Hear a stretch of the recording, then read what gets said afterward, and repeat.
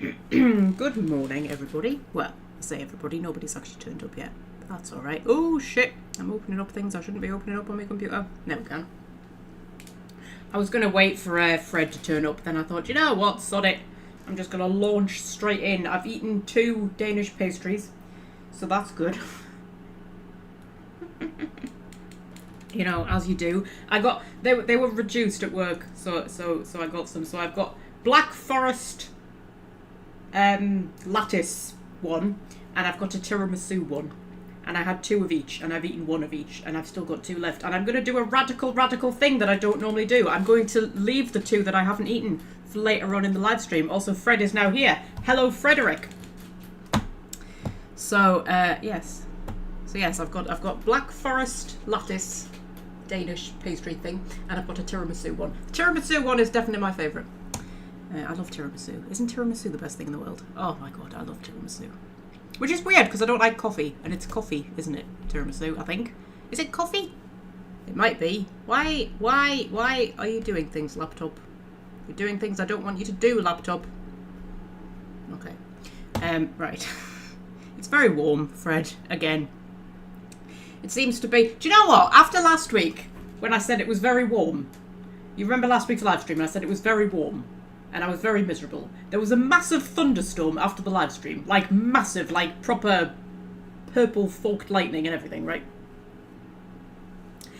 And it cleared. And for the rest of the week, it's been quite pleasant. I mean, not, like, chilly, but pleasant. And then today, it's got really hot and humid again. So, apparently, the weather just likes to be really hot and humid for my live streams. Okay, so, I'm assuming you can hear me.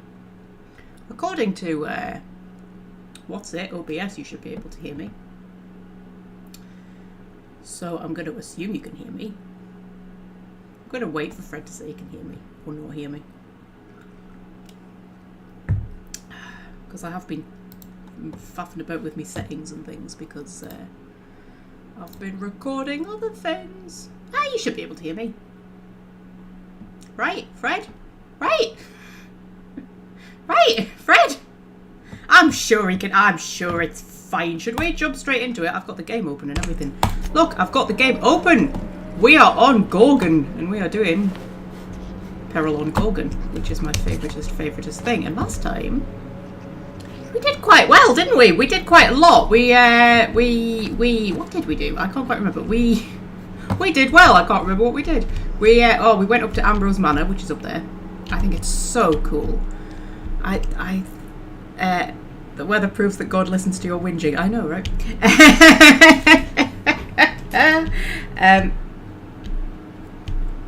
What is that? Oh, is that like a communications dish?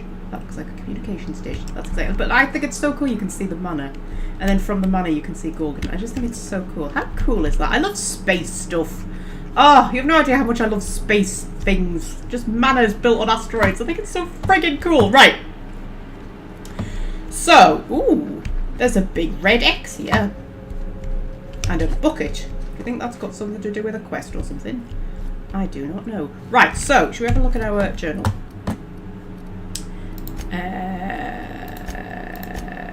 Okay, so we need to search for Jerome's flask in the ruins, which is, like, further out that way. We need to locate facility staff using the comms tower, which is one we've got selected, and we need to retrieve what's-its for the what's-it guy, the journalist guy. He left recordings around the place, didn't he? Should we crack on then? Because I think we were headed over in that direction. Comms tower terminal, yes, and I think we've explored everywhere around here. Quite possibly. I think so. All the things are empty, so I'm going to assume yes. Oh, just the most beautiful thing in the world, isn't it? Is it not the most beautiful thing in the world? How are you, Fred? How's your week been? What you been up to? Done anything exciting? Have I done anything exciting? I haven't done anything exciting. Also, viral effects is here. I love viral effects. Oh, look at it, man! It's just so pretty. Oh, space is the best thing, isn't it? Space is the best thing. Oh, I would totally go to space, you know. If I had the opportunity to go to space, I would totally go to space. There's a bridge here. That's exciting. Ooh, it's a bridge over a road. Well, Well, well, well. Oh, is this a place we're going to get into? Here's the other thing about tossball. Tossball is all about scoring goals. Scoring goals. Got it. And you can score a goal by kicking the ball, throwing the ball, or, tossing it. Running it into the Saturday goal if you're a visitor. Or the Sunday goal if you're on the home team. Okay, so if you're on the home team, you want to run the ball into the Sunday goal? Makes perfect sense. Yeah. You can also kick it, that's called a foot goal. Or throw it, that's called a hand goal. Running's worth more points, but it's got some risks. You could get cleaved, hacked, winged, bronzed. You could tumble the ball in the Wednesday zone, also known as getting humped. Felix, are we still talking about tossball, or...? Well, yeah. What'd you think we were talking about? Okay, you cannot tell me that they didn't take inspiration from Dragon Age when they were writing the banter. Right, that's practically a Varric Isabella conversation that just went on there. My excitement for the day is cleaning your apartment. Wow, Fred. Wow, I have exciting days like that as well. Ooh, secret hideout discovered! Oh, it's not that secret, is it? Halt, this passage is exclusive to members of the Secret Society of Super Saiyan Sidekicks. I have vague memories of this. To gain access to this sacred sanctum, you must prove you are a true and worthy fan of the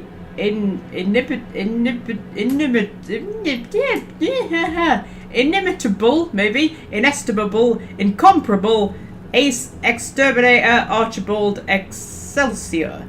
Interested? Find us in the following locations and demonstrate your worth. By the marvellous moustache of Excelsior, Maurice Walton, SMC Observatory, Virgil Sharp, Gorgon Mines, Birdie Sharp, HIA Maintenance Entrance, Eustace Kim, Waste Producing Ravine. Okay. Find a clue. Oh, we're going all Scooby-Doo. Okay, so those who come after. Gorgon's gone to hell and we don't expect it to come back. So the Secret Society of Super Saiyan Sidekicks are shipping out while there's still ships to catch. And we're leaving our replica PET behind. I can't say it's what we wanted, not after all the shit we churned through to make it. But it's what our fearless leader, yes, that word I can't say, Archibald Excelsior, would have asked of us. Now, if you're reading this, that means you're a scavenger. Scavenging takes daring gumption and a dash of rank reckless stupidity, just the kind of qualities Archibald's been known to prize, and just the kind of person worthy of our PET, the best and only prototype pest extermination truncheon in all of Halcyon. If you want it, friend, it's yours. All you got to do is pass our test and prove yourself a true fan of Archibald Excelsior Ace Exterminator. All speed and good luck. Okay. Is okay. Oh, did either of you two understand that? That seems like the sort of thing something you two would understand. I feel like whoever he is, he's like a character in a cereal or something. Anyway,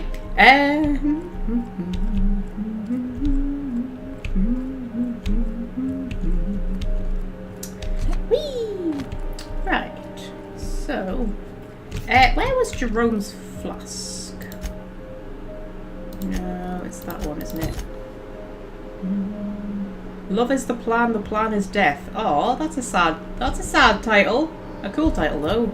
Right, so we're probably going to reach that one first. So,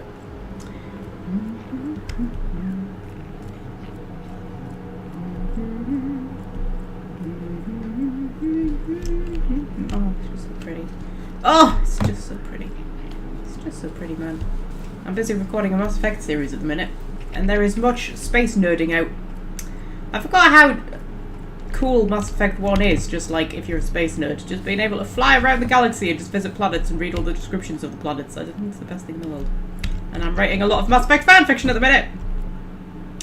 Oh, whoa! Nearly fell off a cliff. We've made that mistake before, Magpie. You're supposed to learn from your mistakes. That's a big skeleton of a big thing. Oh, that's so cool and slightly terrifying. So,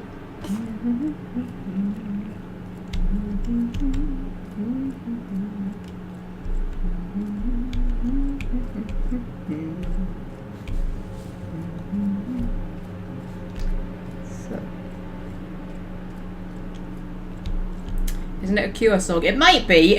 I thought it sounded familiar when I heard it. Okay, that's it. Okay. Oh, sprats. I was going to say sprats on heads there. Sprat heads on spikes.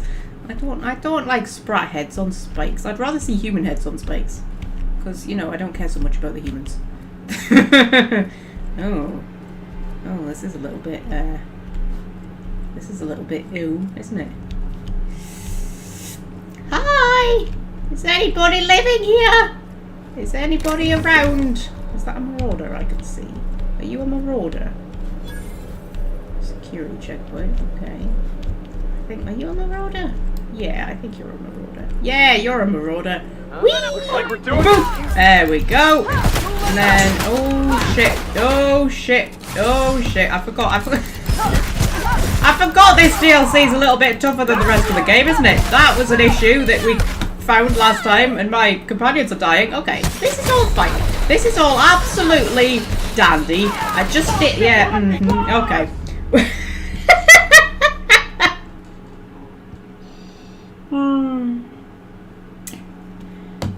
Okay, so that was just a warm-up. That's fine. Don't worry about that. That was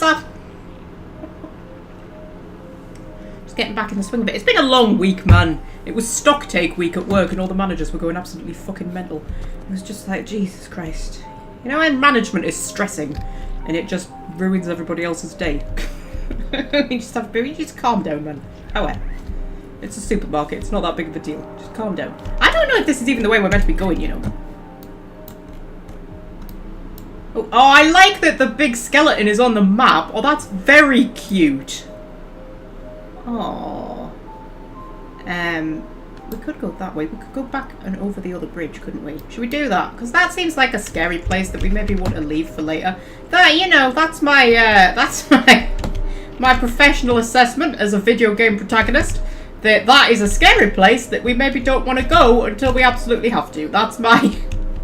You know, I've had many, many years of experience playing video games. I know scary places when I see them. Hello, little spratling.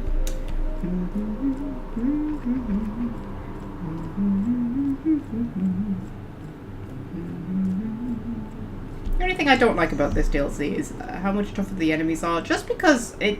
You know, I always feel like I'm invincible when I'm Titwillow, and I don't like not feeling invincible when I'm Titwillow, you know what I mean?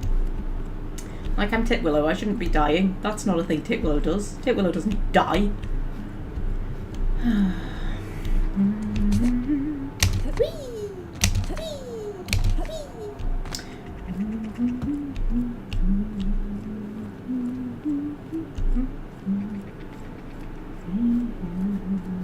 Already run out of things to talk about. That's not a good sign, is it?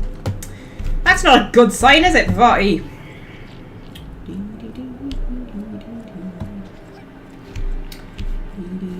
I actually nearly opened up Mass Effect. Because I've been recording a Mass Effect series, right? So that's what I've been doing. And therefore, when I came to start the live stream, I nearly opened up Mass Effect because I was just like, oh, well, obviously we'll be continuing on with Mass Effect. It's like, no, we won't, because that's not what we were doing. Right. So that's not the way we want to go. This is the way we want to go.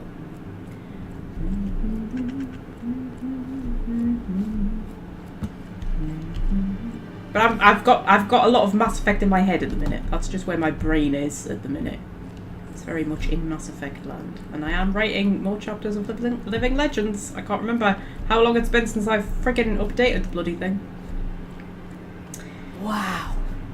You ever seen bones this cool? Yeah, like 5 minutes ago when we were stood up there looking at them, Pavati. Did you not notice, Pavati? Did you not notice when I nearly fell off the cliff because I was looking at the bones, Pavati? Were you not paying attention, Pavati? I expect my team members to pay attention. Honestly. Yeah,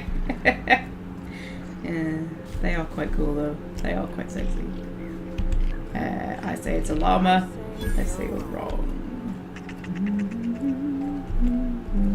That's the big in Assassin's Creed Odyssey, there's the big snake skeleton that's draped over some of the Roman ruins, and that always confuses me because, like, Odyssey's like set in the real world, and And I know that there's like mythical stuff in there, but it's always explained with the sort of ancient aliens, whatever the hell it is. And I'm always like, why is there a giant snake skeleton? Was there genuinely a giant snake? Were there giant like basilisks in real life? Was that a thing? You know, when you start to second guess yourself and you're like, hang on a minute, why is there? I've never quite worked out the answer to what the giant snake skeleton in Assassin's Creed Odyssey is. It's very cool, but I don't really understand what it is. Okay, hi guys, what are we chatting about? Move along, I say. We're conducting business. Okay. I'm telling you, this isn't the rock. We need to turn back. This is the spot. Now keep your eyes peeled. The dead drop is at the foot of the alpaca, he said. And this is the alpaca. Llama. What was that? It's a llama we're after, sir, not an alpaca. And this is neither. Llama, alpaca, same thing. It's not the same thing. Llama. They aren't the same at all, sir. Believe it or not. Enough. We've got company. Out with it then. Who are you? I'm Titwillow, and right now I'm eating a delicious Black Forest Gatto lattice Danish pastry. Okay, so, with enough perception I could say, are you the survivors from that crashed ship by the landing pad? But I don't have enough perception, so instead I'm just going to say, Titwillow! You're a captain. Oh, thank the law. We're saved. Excuse me, first mate. We aren't in danger, and last I checked, I'm still your captain. We're on the hunt for a package. It's supposed to be at the foot of this handsome-looking alpaca-shaped rock. Llama? Oh my lord. Okay. I'm gonna listen quietly. This handsome-looking, llama-shaped rock. But the goods aren't here. Must have been stolen. Yeah, I'm pretty sure that's a made-up word. Mister, I don't mean to tell you your business, but this here's a fossilized monster skeleton. Just about the coolest one I ever seen, too. This is not a rock shaped like a llama. This is a fossil shaped like a fossil. Captain. Could it be the fossil of a llama? I highly doubt that. Can you believe this guy? I had a mouthful of tea when he said that. That was nearly an incident. That was nearly quite a bad incident. Right, okay. Sounds like you could use hand intelligence. You're right about one thing. This is definitely a fossil. Are you three completely insane? I can't. Good luck. Well, she's not insane. She seems quite cool. I feel a bit bad for first mate Raquel over here. Okay, yeah. You're right about one thing. That's definitely a fossil. Thank you. Hey, I do the talking around here. This is the right spot. I know it in my gut. But there's no package, and now my crew is insubordinate. Okay. What's the story with the package? My crew and I are in the, parcel delivery trade. Our client is waiting on a delivery of special medicine, and this asteroid is the handoff point. Drug smugglers. He means Marvelous. It's a specialty cocktail of adrenatime, pep pills, and dervish mist that our client takes to get out of bed every morning. Pastry. Stay away from my pastry, Scorpio, and get off my laptop. Scorpio. Scorpio. What are you doing? What are you doing? No, you are not having my tiramisu, thank you very much. My tiramisu Danish pastry. Whoever decided to put tiramisu in a Danish pastry was a fucking genius. You can keep your nose out with tea as well. And now he's sat in front of the screen. I'm gonna just make sure you haven't turned my screen off. Oh, hang on. I've turned my screen off there. I can't see anything, Scorps. Don't lie down! Don't lie down! Scorpio? No, what? Like, what? I mean, I suppose I can see the screen now. That is true, but you're not... Scorpio. You've opened stuff up on my laptop that I don't want open. Oh god, stars over there. I can't deal with both of you at once. I can't.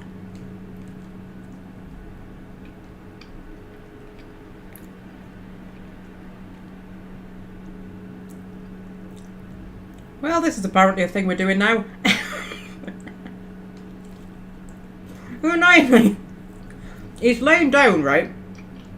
so I can see most of the screen. But he's got his arse over the bit with the actual dialogue options, so I have literally no idea. Not a clue.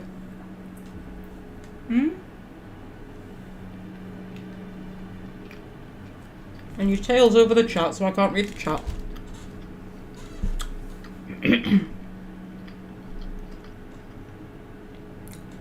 It's like you position yourself in, like, deliberately the most awkward place possible. Mm-hmm.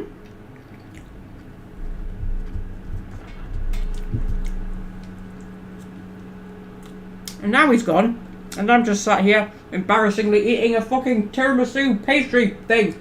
Right. Okay, so your drug dealer sounds dangerous. Go on. Yeah, your drug dealers. Llama. Speak for yourself, llama boy. I'm getting out of this business as soon as we're done here. Only problem is the damn parcel isn't where it's supposed to be. Whoever heard of a llama-shaped rock anyway? I mean, what are the odds? Okay, are we gonna find a llama-shaped rock? Oh my god, I hope we find a llama-shaped rock. Right, I'm pretty sure you're searching in the wrong place. I could help you find the package. Okay. I mean, I could help you find it.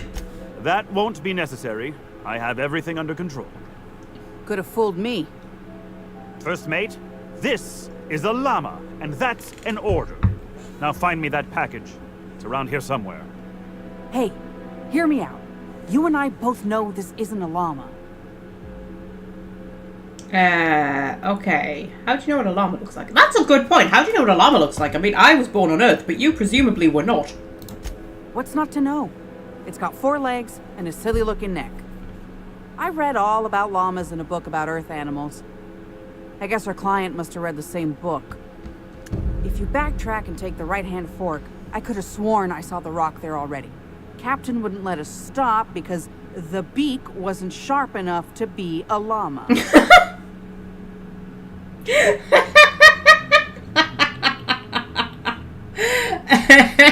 Okay. Bingo.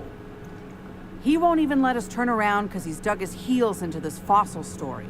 His pride is all tangled up in it. We're not getting off Gorgon without that package. If you can find the llama and the goods, you can have my cut of the tape. I don't care. I just want out of here. Okay. Why are you giving... Why are you giving up your payment for the job? What the heck is the difference between a llama and an alpaca anyway? They're totally different animals, Titwillow! That's the difference! They've got, like, different names and everything! Right, okay, why are you willing to give up your payment for the job? I lost a lot of friends in that crash. All I got left are my idiot captain and a guy who can't stop saying llama. This isn't about money anymore. It's about survival and cutting my losses. Okay, what's the difference between a llama and alpaca? Alpacas are cowards. Okay, anything else? Never trust an alpaca. They're small, they're mean, and they'll stab you in the back first chance they get. Okay, good thing I'm searching for a llama then. You're telling me. We'd be having a very different conversation if this were an alpaca-shaped rock. Llama! Don't let me down. That llama is my ticket out of here. I love this game so much. Right, okay, well, okay, so, put your journal on. Rendezvous at llama. Search for a llama-shaped rock and find... I'm just, like... I know we were in the middle of something, but I really want to see a llama-shaped rock. Like, I don't even care about the package or the drugs or anything. I just want to see a llama-shaped rock. Fred reckons the llama stuff must be a Monty Python joke. I mean, I wouldn't know. I've never really watched any Monty Python. So, I wouldn't know. The Sims has a thing about llamas. Llamas always crop up in The Sims for some reason, and I could never work out why. You know, like...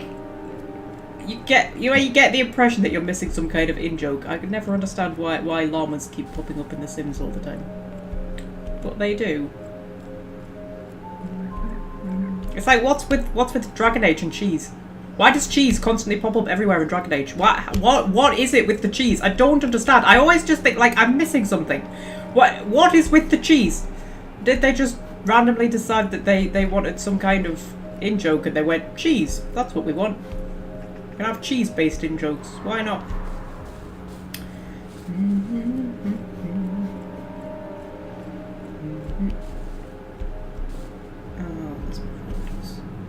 See, I'm scared of marauders these days. I never used to be scared of marauders.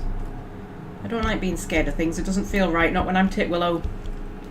But you know, turns out even Titwillow fears things now and then. Whee! See, that didn't even get half his health down. Like, what's the actual... Oh, shit. Alright, okay. Feel excited. Absolutely distraught there.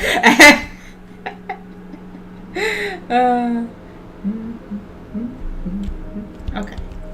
Okay, that's alright. We can do this, right, guys? Guys, we can do this, right? Guys, we can do this, right? Guys, actually, do you know something? I noticed when I was editing the highlights video from last week. I have a lot of really, really good armor that I'm just not wearing. Like, that's only 27 armor, but it gives me two-handed melee, right? Which is why I was wearing it. But, because I'm so squishy, like, yeah, I've got like 67 and stuff like that. I might have to... I mean, I'll look less sexy, but I might have to put the big guns out just for Gorgon, you know? Like that, 84. Oh, that's 57 plus two-handed melee. Also, I think it looks the same, does it? It looks exactly the same.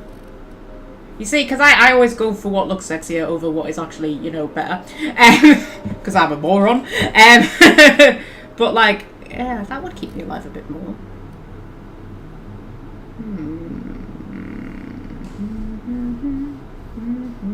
Oh, Welsh friends decided to stick a head in before abandoning us for something that is apparently more important. Hello, Welsh friend. Love you.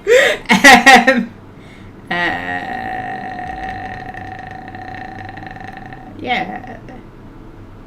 Got a better helmet on as well. Like one that, oh my god, that's like 77 armor for a helmet. And my top hat's so sexy though, but if I put that on... I mean...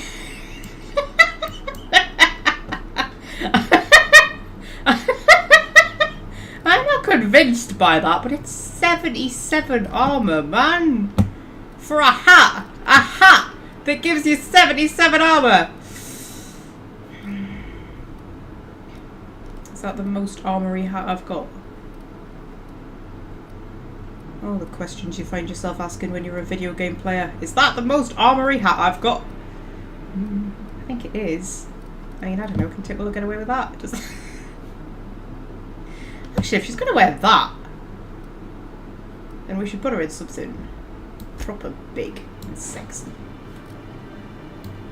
Now you see, that looks cleaner and sexier than the hat. That does look quite sexy actually. Can we get a hat that like...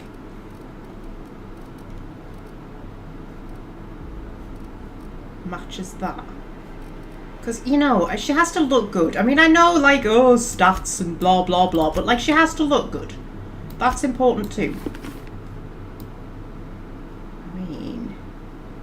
I mean that is quite, that's quite nice, that. That's quite nice.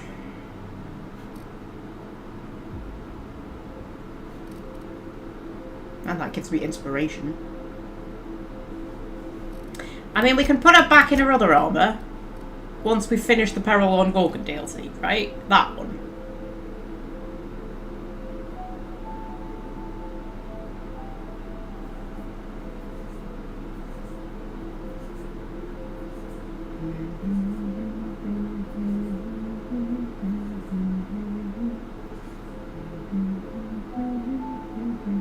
Titwillow should never sacrifice sexiness for efficiency. I know, Fred, I know.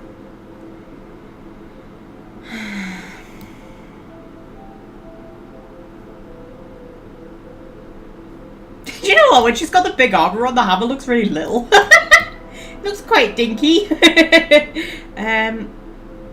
Also, she's holding it the wrong way around. Like, that's the hitty end. That down there is the hitty end. It should be swiveled there, Titwillow, but alright, love. I'm gonna tell Titwillow how to hold her hammers. I mean, should we see if that keeps us alive a little bit better? I mean, it should do. I mean, oh, it doesn't feel right, does it? It doesn't feel right not being in my top hat. But we'll see. We'll see if I die less.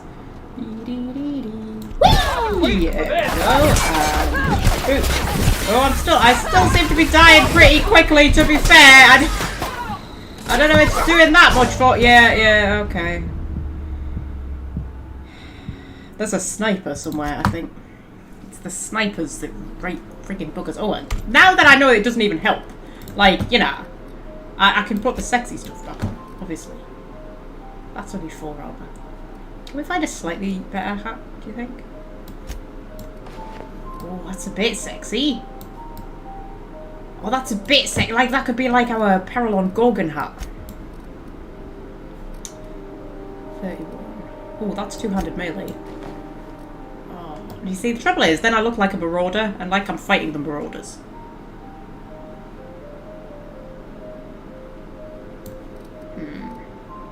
I put far too much thought into this, don't I?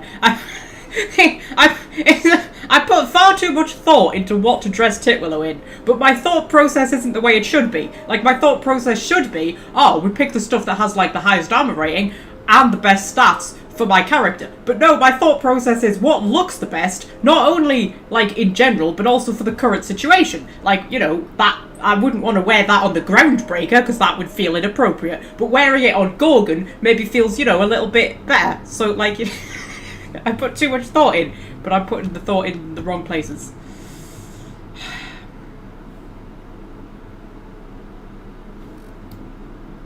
Do we like that?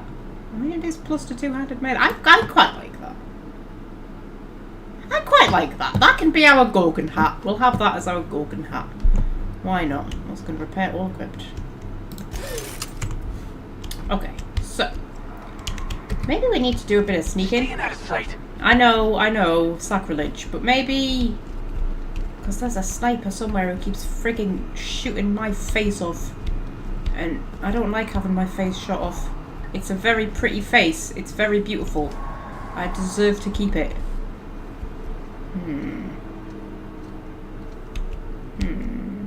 That's a Colossus. That's him. There, the bastard. Oh, is there 2 of them? No, it's him. That's a Berserker. That's a Plunderer. Whatever the fuck a Plunderer is. It's okay. Do you know what I'm going to do? I am going to send in Felix with the dropkick. And then, he's running off, little bastard. Are you running off? Are you? Oh, see what I mean? See what I mean? What an absolute cunt you are. Just.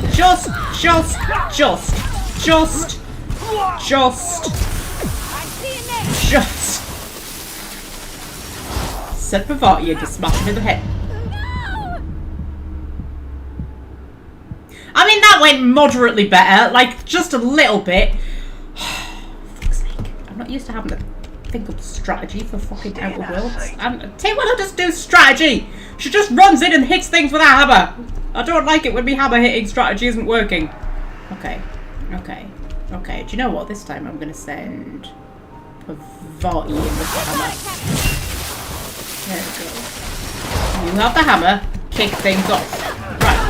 And then, is he dead? Or was he just stunned? He was just stunned, now he's dead. Okay.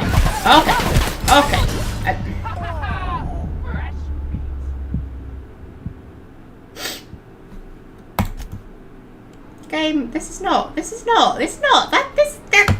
nice, Outer Worlds, alright? This isn't nice. You're supposed to be nice to me. This is meant to be a nice, relaxing, fun live stream at the end of a long, hard week. That's what this was meant to be, Outer Worlds. Right? You're not being nice. You're supposed to be nice. You're supposed to be nice to Titwillow. She's got a giant hammer. Alright? You listening? Good. Right. So, who's the big one? The Colossus. I think. Right. Okay. Here's the plan. Here's the plan. We take out the crack shot because he's a cunt. And then we need to take out the Colossus because he's a double cunt. But I think we need to take out the crack shot first because he can run off and just snipe us off from wherever it is he goes to hide. So we just have to, like, dodge the Colossus for a bit while we're taking out the crack shot, and then we all turn on the Colossus and take out him before he bops us on the head with his giant hammer and kills us in one shot, which is exactly what he was doing, and that's my trick, Mr. Marauder Colossus. Mine! You don't get to use my tricks against me! Okay. Breathe. Breathe in. Breathe out. Breathe in. Breathe out. Right, okay, so. Oh shit, I've accidentally slowed time down. Oh my god, I can slow time down! That's the thing I should definitely remember. Okay, so. Okay, I think sending Kavati in with the hammer is a good starting point. Okay. Thing is, if I was allowed guns, they're standing next to an explosive thing! Hi! So if I was allowed guns, you know. Oh, for fuck's sake. Do you know what I was doing there? I was going. I literally just said there was something that I needed to remember, and I couldn't remember what it was, and it was the slow down time. I was standing there going, there was something I needed to remember to do. There was something. I know there was.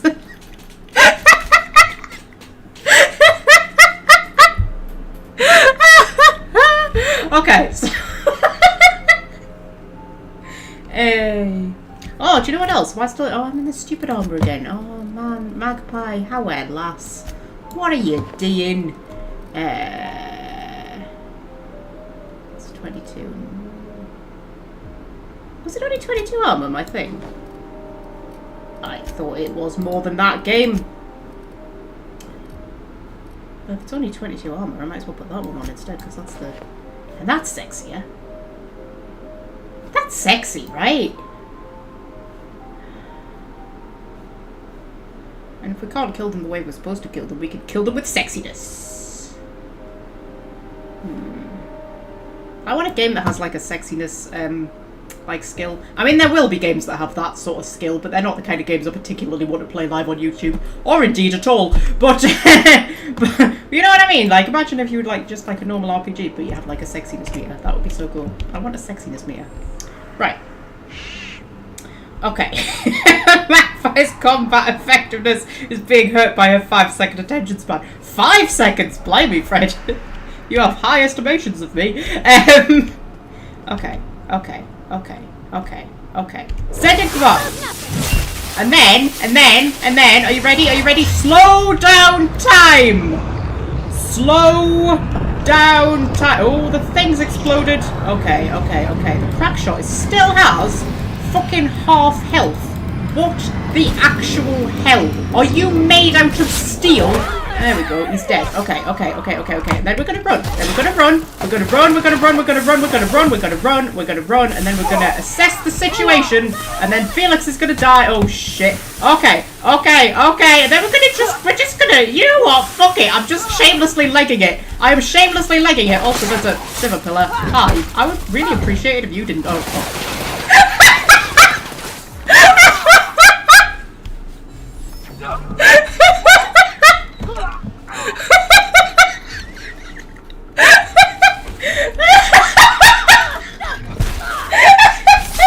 Okay, so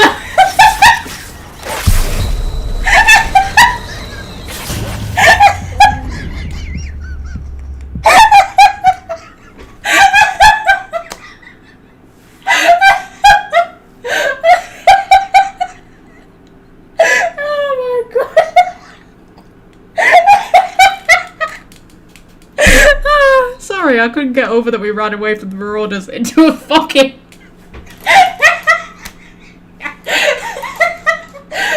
into a fucking nest of monsters. Right. Okay.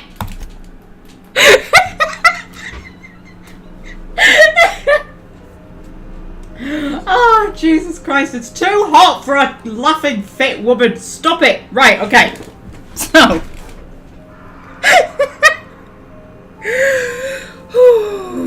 right. Okay. So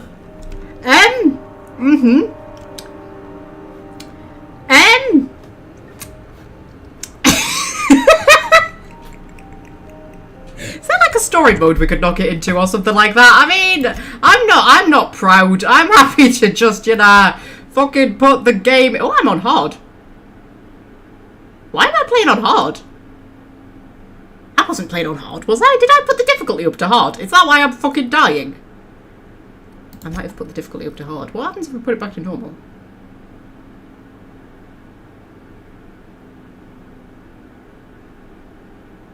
Oh, I can turn my helmet off. I can turn companion helmets off! Why is that in game? What? Why are you only telling me about this now, Outer Worlds? Oh, for God's sake. Of course I'm going to turn the companion helmets off. Oh, but then you won't be able to see Pavati's goggles. Oh, you see, I've gone to all the trouble of putting them in deliberately sexy helmets. You should be able to do it individually. Because I don't want to put Nyoka in a helmet. Because it'll cover up her beautiful hair. I did put the difficulty on hard, did I? Well, that was stupid. What did you let me do that for, Fred? Christ. Okay, let's try on normal. Let's try on normal and see if we can manage to just not fucking die. Pavati, go in there and hit him with a giant hammer, please. I mean, it hasn't worked so far, but I'm going to keep trying it, you know. Right, okay, so... Whoops. I feel less bad now that I know that I was in hard. Although I feel like I'm still going to die. Can we just run over here for a second? Can we just run over here for a second and then go into slow down time mode? To just evaluate the situation. Okay, I'm just going to hide behind a rock. Everything's fine. Everything's fine. There's the crack shot. Okay. Felix! Hey, Doc! Watch this! There we go. Yeah. I'm just going to make my companions do all the fighting because I'm scared. But it's alright. See? We're taking them down much easier this time. Well, a bit easier. Slightly easier. There we go. See, he's down. See. Oh, hello. See, I feel less shit now.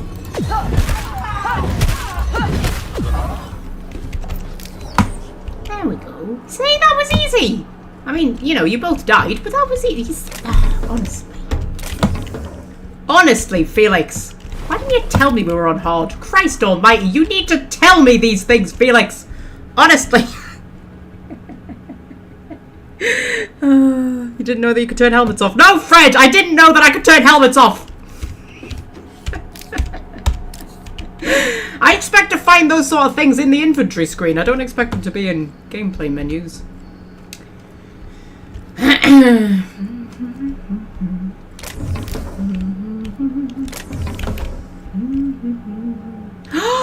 Defaced Moonman helmet? Oh my god, can I wear a defaced Moonman helmet? Can I actually wear it? Is it wearable? 25 armor, intimidate and lie. Ah!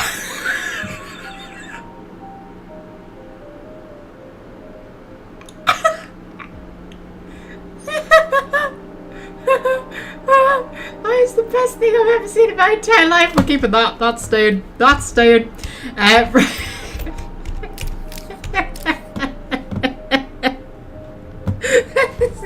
Just the best thing you've ever seen in your entire life. Right, okay, so...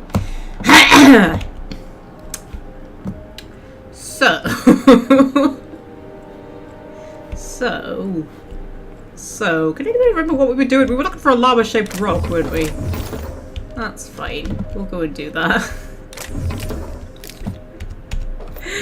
Oh dear. Did I really turn the difficulty up to hard? Like, what a silly thing for me to do. I do remember saying I was thinking about it, because the game was too easy.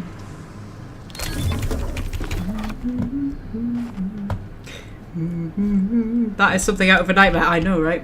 A Titwillow nightmare. It will strike fear into the hearts of my enemies. Aww, little sprats!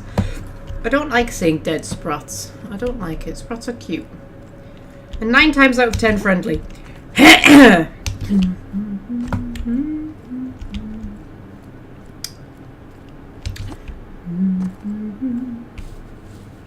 don't know if anybody could live in a place like this. Best they could do is just exist. Isn't that basically... What happened to all these people? Yeah, I was going to say, isn't that basically the same for all of Halcyon? People don't really live in Halcyon, they just exist in Halcyon. They survive in Halcyon.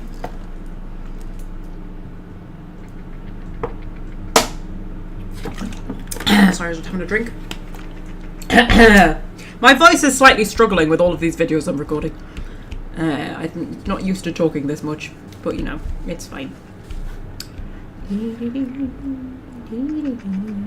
Okay.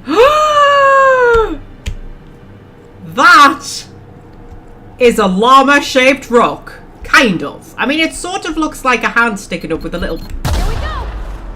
with the little pinky fingers sticking out. And also, there's marauders. Okay. I was too busy looking at the llama-shaped rock. Sorry! Right, okay. Ooh, slow down time! And sneak around behind you and batter you a little bit. And then, get me. There we go. There we go. And then batter you again. I mean, they're still quite tough. But they're not, like, stupid tough. Whee! Oh, shit. I missed with me poopage.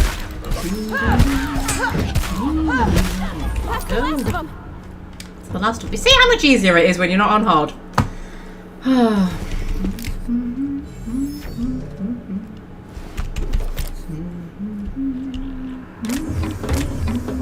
Oh, that's a mine.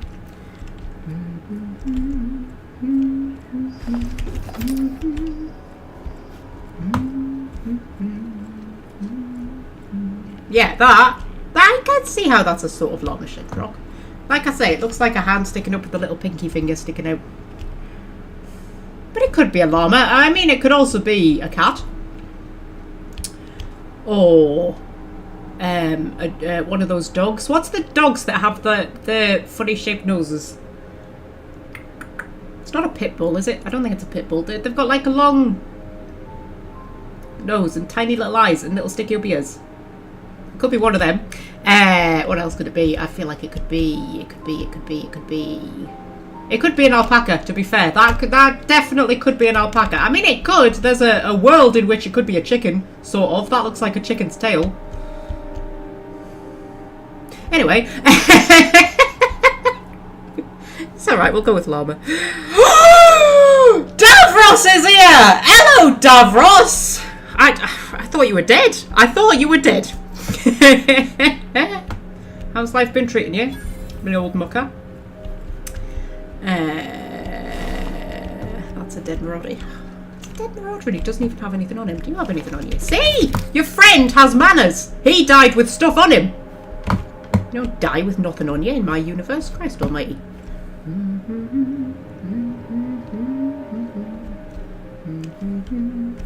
Right, okay, so, oh my god, this is a bit of freaking creepy, isn't it? Isn't it? Ooh, hang on, there's a thing. King something. Cabinet question. Not a clue, but it's, oh, hang on, what's this one? Salon Club. King Thirlwall something. Robot, maybe? Don't you hate it when you can't read the newspapers in games? I want to be able to read them. Anyway, right, okay. Package. To Captain B, Babbage and crew. Is that a reference to something? I feel like I've heard the name Captain Babbage before. From a friend, handle with care. B Babbage. That just sounds familiar. Did I get Veilguard? Yes, I got Veilguard. I was one of the weirdos who quite enjoyed it. I quite liked Veilguard. Haven't played it on the channel yet. I will eventually. I will admit, though, I've only played it through the once. I haven't gone back for another playthrough yet. I'm busy recording a Mass Effect playthrough that will start uploading in October. I'm busy recording lore videos, which will hopefully start uploading in October. The channel's going to have a big, mega comeback in October. Got it. Inside voices. I've also, oh, I'll tell you what else I've done. This morning, when I woke up, I had an email saying that 22 games on my Steam wishlist were on sale.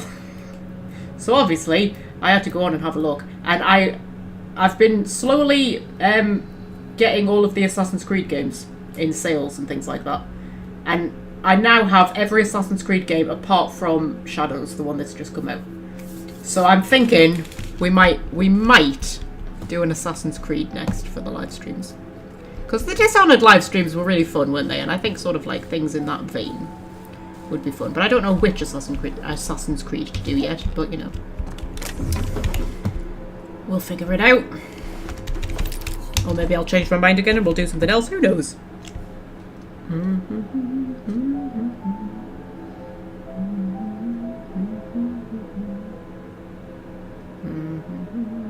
Babbage was the idiot who made the dumb comments about fossils earlier in the live stream. Yeah, I know, but is he named after someone? Is what I'm saying. I just feel like I've heard that name somewhere else, like in something else. Ooh, Tate Willow, calm down, love.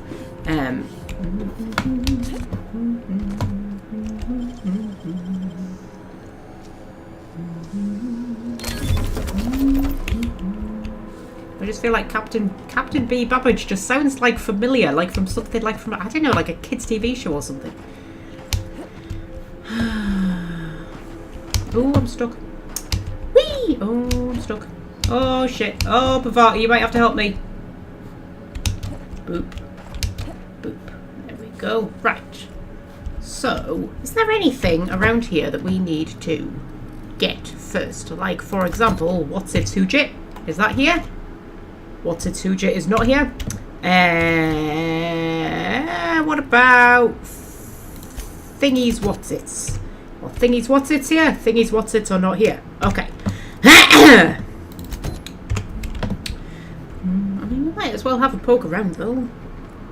Have a poke and prod. Odyssey is the only Assassin's Creed game I've devoted serious time to. I love Odyssey. Isn't Odyssey just the best game? Oh man. I love Odyssey with a burning passion. It would take us like 5 years to finish live streaming it though, because it's a really long game. And can you imagine like me playing Odyssey with all of my tangents? I mean, Christ, we'd never finish it. Actually, the Mass Effect series that I'm recording, because I'm not really editing it, I'm recording. I mean, the first episode is 1 hour and 45 minutes, but after that, I'm sort of just recording it in like hour chunks, so each episode will be about an hour. But it's not edited, right? I'm not editing it to make it all fast-paced or anything. It's meant to be a kind of very chill, rambly sort of Mass Effect series where I just sit and talk about Mass Effect while I'm playing Mass Effect, right? And I'm going to upload one a week, right? But then I was thinking, how many hours would it take to get through the entire trilogy? Like, realistically, this might be a series that runs for like 2 years. But that's alright. Many a true nerd does stuff like that, doesn't he? He has series that just run for like 2.5 years or something like that before he actually finishes them. Ooh, a ladder! Ooh, I love a ladder! Been playing Jedi Survivor. I never finished Jedi Survivor. I loved Jedi Fallen Order.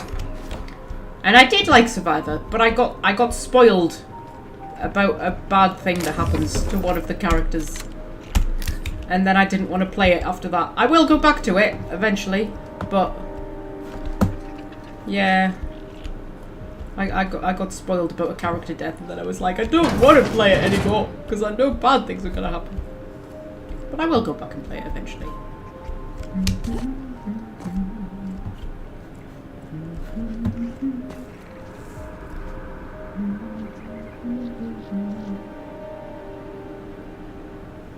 Charles Babbage was an English polymath, mathematician, philosopher, inventor, and mechanical engineer. Babbage originated the concept of digital programmable computer. That sounds familiar.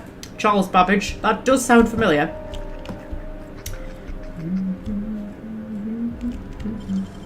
Oh, I'm very good at the old lockpicking when I've got my lockpick squad with me, aren't I? You two, my lockpick squad. Oh, very good. Right, okay. Ooh, see, I can pick open everything, man. Usually I'm shite at the old lockpick.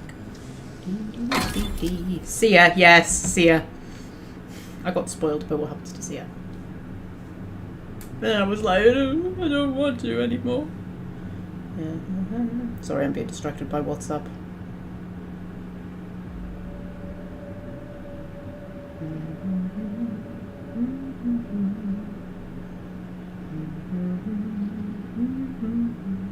Right. How many live streamers do you know who just randomly stop to check their WhatsApp messages in the middle of the stream? Right. So.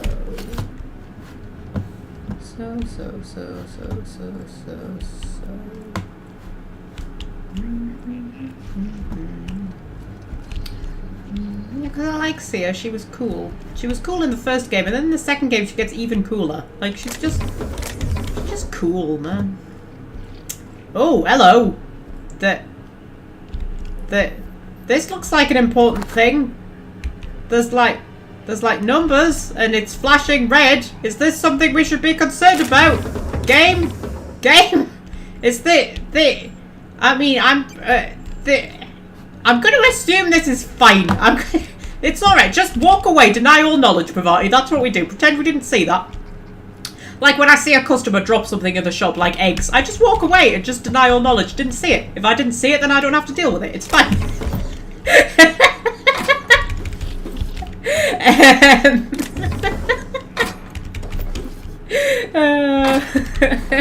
It's the unwritten rule of all retail workers. You see a customer drop something, walk in the other direction. I don't want to have to clean it up.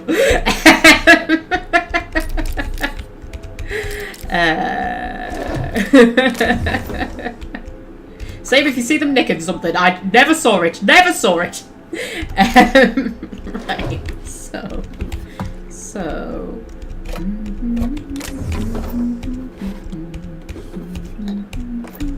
Just have to pick up everything, because why not?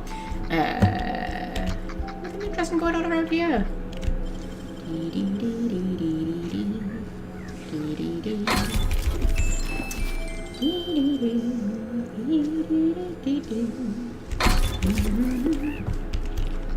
Right.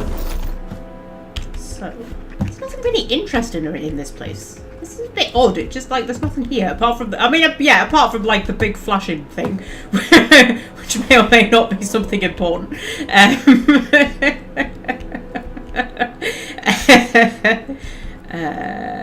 Ooh, it's a red room.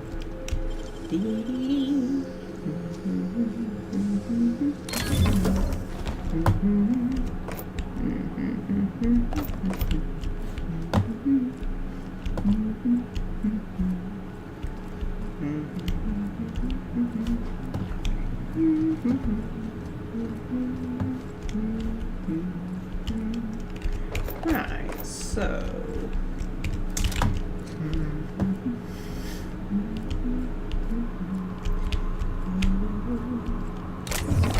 okay, well, now we've looted everything lootable, we'll go back to Raquel and say we found the lava-shaped rock.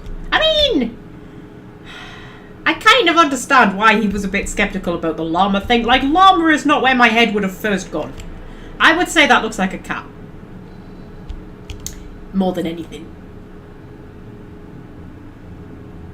You know. Still, though, if I was being told to look out for a llama-shaped rock and I walked past that, I'd be like, worth a look, you know. And it's not like the package was hidden. It was literally on an altar at the base of the rock, surrounded by candles. Like, you know.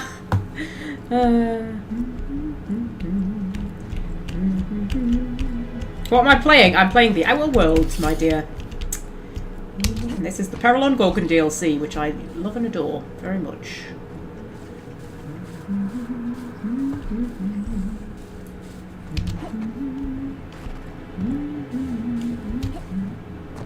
And The Outer Worlds 2 is coming out on the 29th of October. And I'm umming and ahhing about whether to pre-order it. I told myself I would at the beginning of the year. I was like, that's the game I'm going to allow myself to pre-order. I'm going to allow myself to pre-order one game. And it's going to be The Outer Worlds 2. Now I'm a bit like, trying to save me pennies. I want a house. That's what I'm saving up for. I'm sick of renting. I mean, I love my flat, but I'm sick of renting. Having to deal with letting agents and landlords and frost source soldiers. Yeah, let's walk in the opposite direction to the frost source soldiers. I don't feel like we need to bother with the frost source soldiers. That's a bit of a tongue twister, frost source soldier. Try saying that 5 times in quick succession. Frost source soldier, frost source,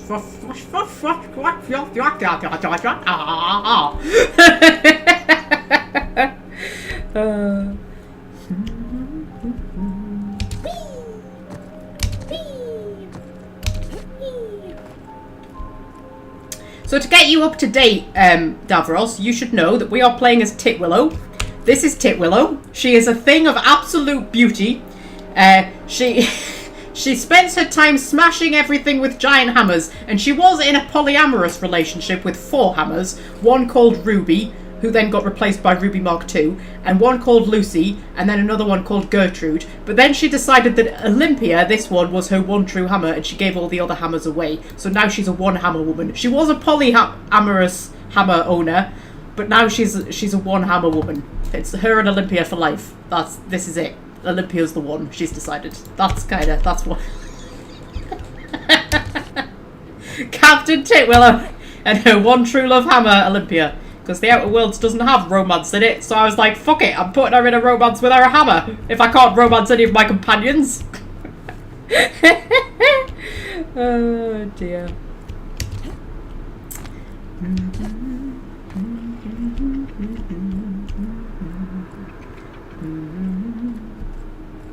Hello. Any luck tracking down that llama? Technically, it's the package I'm after, but you get what I mean. Okay. Do you know what? How did you get entangled in this llama business? I don't even know anymore. We spent so long arguing about what is or isn't a llama that it's all a blur. Captain Babbage has a lot of strange contacts in the parcel delivery business. One of them must have a thing for llamas. It's a sort of llama-shaped rock, to be fair. Right, okay, show her the parcel. That's it! Oh, I can't wait to rub this in my dumb captain's face. Okay, this should be entertaining. See here now? What's all this talk about? We got the package. And guess what? It was where I said it would be. And this fossil? It's not a llama. Not a llama at all. I believe I owe you an apology, First Mate. What? It's true.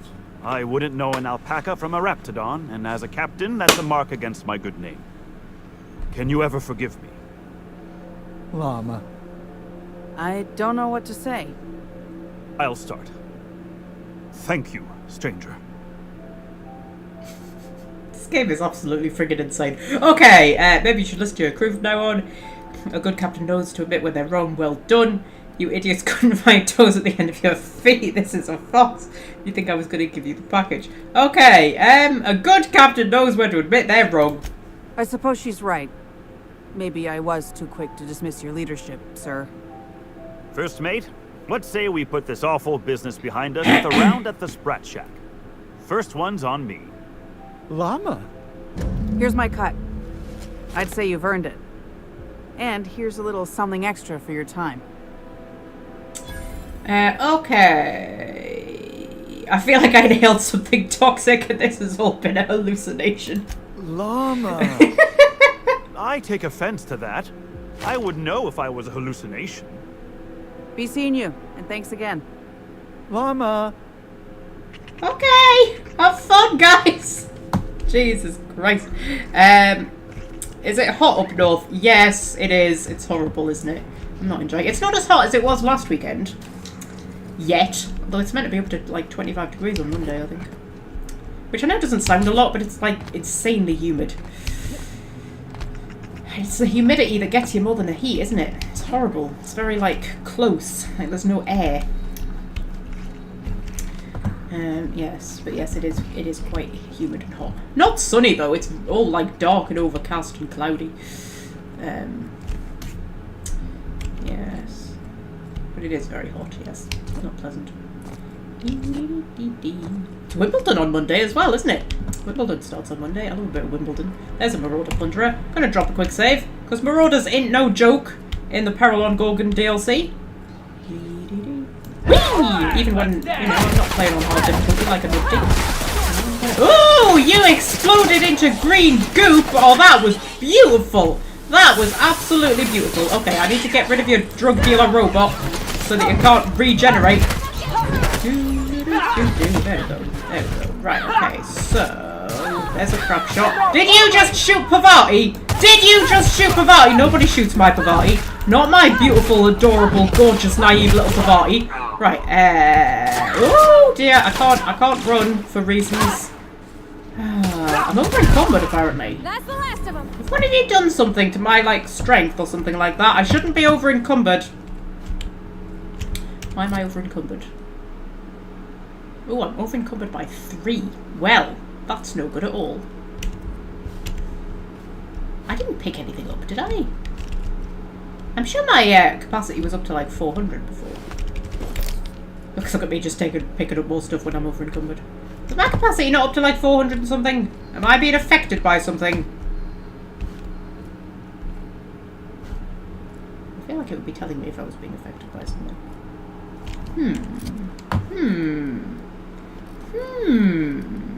Well, we could drop some stuff. That looks like it's a sexy outfit. I mean, no good for Titwillow, because it's like handguns and shit, but what does it look like? I mean, it looks a bit sexy. We might be able to give that to a companion. Because we all know sexiness is the most important thing when choosing an outfit. 30 degrees down south. Oh my god, Davros, you have my absolute sympathy. That is, nah, that's not nice. That's not nice at all. I could not live down south. I just couldn't do it. I just couldn't do it. I mean, I used to live in the Scottish Highlands, and coming down to the north of England was a shock. But nah. When you hear about London getting up to like 38 degrees and things like that, I'm always like, nah, could not be dealing. Right.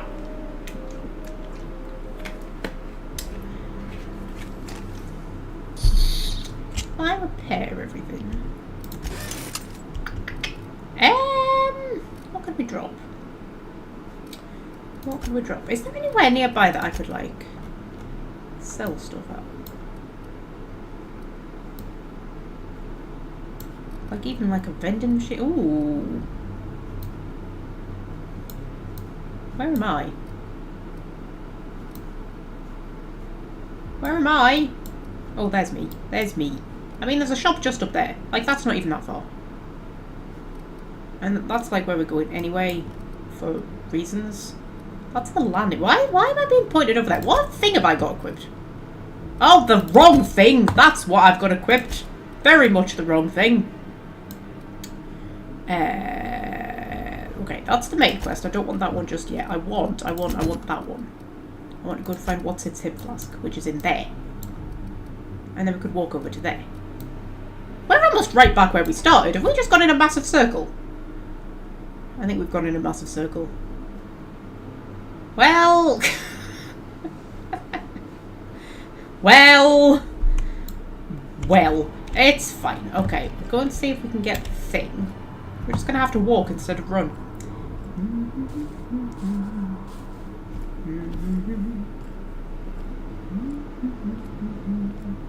87 degrees in the States. You're going to have to translate that into Celsius for me, Fred.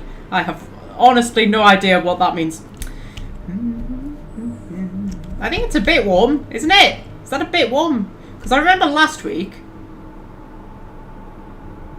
telling you whatever temperature it was in my flat, and it was like 24 degrees or something like that in my flat last week. And I know I'd looked up what it was in Fahrenheit.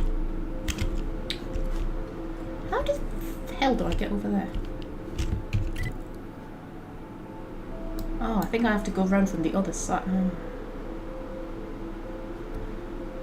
I don't know if I can even get back to there from here without having to go the... Do you know what? Let's just go for a wander and see where we end up.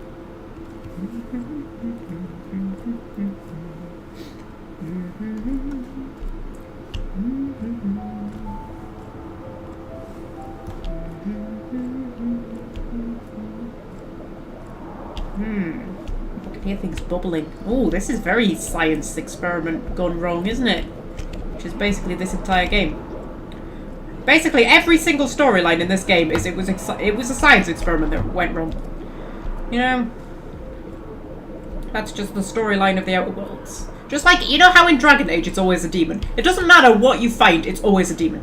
It doesn't matter what's going on. Any quest, it doesn't matter what you walk into. The answer is it's a demon. Always. Just without fail, it's a demon. In the outer worlds, it's always a science experiment that went wrong. Just always. Right, if I find something to drop that can get me... Ideally, I only want to drop one thing. I mean, that's weight 15. Ideally, I want something that's weight 3 that I can drop.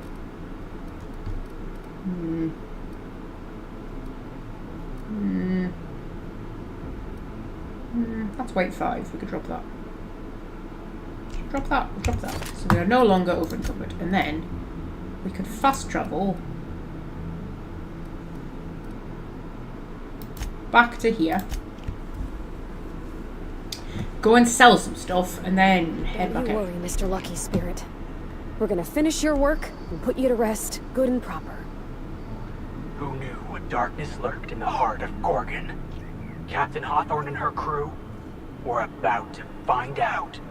You've already said that, Felix, and I chastised you last time for calling me Hawthorne. My name is not Hawthorne. My name is Titwillow.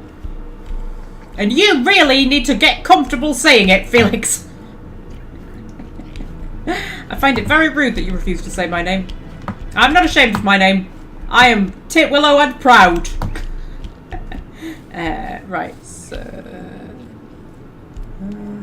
30.5 degrees. Oh my god. I can't deal. I can't deal. And humid. Oh. Nah. I'd be dead. I'd be on the floor. I'd be. That would be it. I'd be like, no. Hey again, stranger. What can I get you? Do you have All air sorts of conditioning, salvage Wilfred? and weapons, and plenty of. Because that's the thing we just don't have over here. Not in houses, anyway. I mean, like in businesses and things, yeah, but not in houses. I think maybe some new builds have aircon now, actually. Maybe. Certainly not a common thing, though. Right. So, if I sell almost all of this, I want to sell that. I'm keeping that because it might be useful for someone. I'm selling that. I'm selling that. I'm selling that.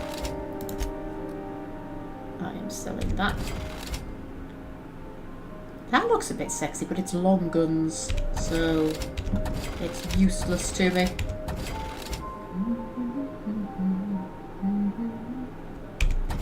You've been in your boxers all week.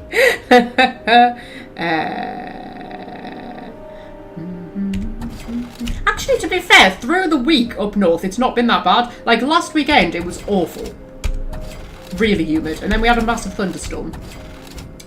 And it sort of cooled down after that. And it was kind of all fine. I mean, there was even 1 or 2 days where it was, I would say, almost, like, chilly. But then... yeah, the world remembered that it's summer. And I don't enjoy summer, Davros, I'll be honest. Me and summer don't get on. I'm not a summer person. I don't enjoy it. I want it to be cold and rainy. Oh, I've sold me hacky armor. I had some armor that was +7 to hack. Can I buy it back? No, I cannot. Oh, hang on. Is that a buyback thing? Buyback thing. I had some armor that was +7 to hack, didn't I? I'm sure I did. Because I used it to hack stuff. Last time, didn't I? Didn't I? I remember that. I'm not imagining that, am I?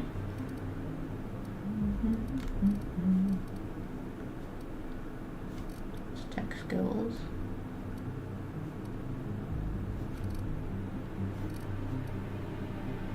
Tech skills. Hack +7. There we go. I'll have that back. I need that. And then I could sell my old hacky armor, which was that one, because I've got better hacky armor now. That's my hacky armor. Don't sell your hacky armor, woman. Christ almighty. And then guns. I mean, I've pretty much equipped everybody with, like... Wow! A188 grenade launcher. I was going to say, I've equipped everybody with like the best stuff. But then this is a DLC, so there's going to be better stuff, isn't there? Fucking Christ almighty. 1,900? Jesus! We need to give that to Nyoka. That can go. Do I have anybody who uses long guns? Not really.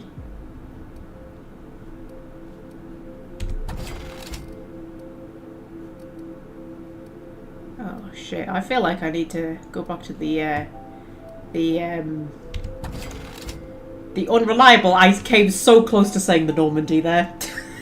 It's what happens when you play multiple games at once. Yeah, we need to go back to the Normandy. Talk to Liara. No, hang on, what? And like kit everybody out because we've got some seriously good shit here. Christ, all flipping mighty.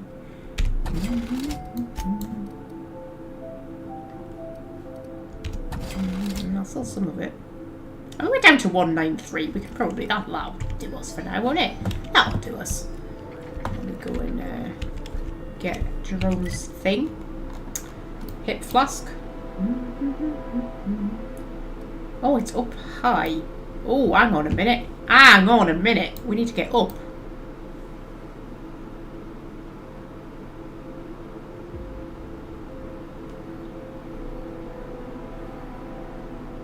Oh, I'm confused.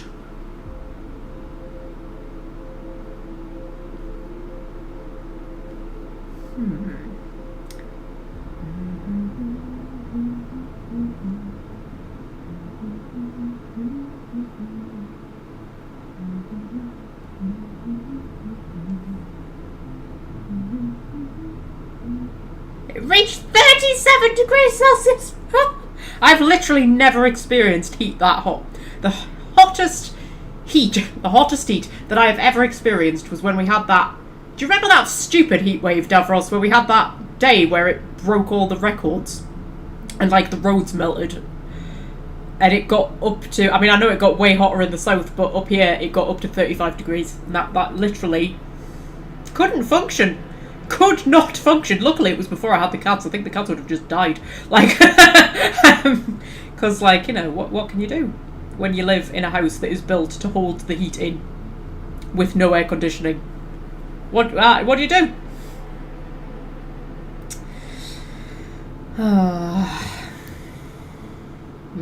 About 4 years ago, yeah. Doesn't feel that long, does it? Right, but I remember coming home. I mean, luckily I was at work for most of the day, so you could just like jump into the freezer when it got too hot. And I remember they had free ice lollies for all of work, like in the freezer. They'd put like this huge cage of ice lollies in, and you could just go in and get an ice lolly. And they had like bottles of water in the chiller for work as well. But yeah, so I'd been at work all day, came home, thought I literally cannot sit in this flat, and I went to the cinema because I knew the cinema would be air conditioned. I went to see one of the Marvel films, I think. It was one of the Thor ones. Oh dear. Yeah, that was a day, wasn't it? That was definitely a day. But yeah, that's the hottest I've ever experienced. But I remember walking out into that and thinking, I've never, ever, ever in my life experienced heat like this. Which probably sounds stupid to anybody who lives in a hot country, but that was ridiculous.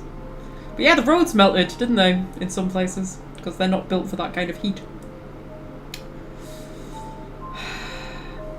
Anyway,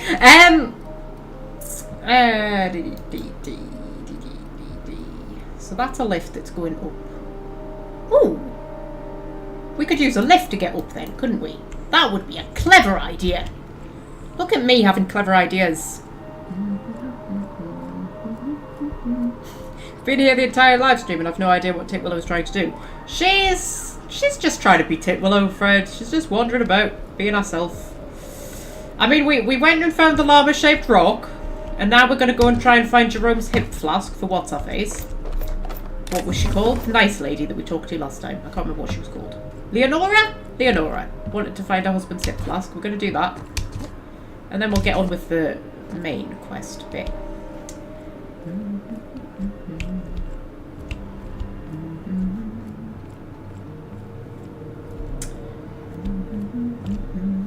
Oh, I can't get to the lift.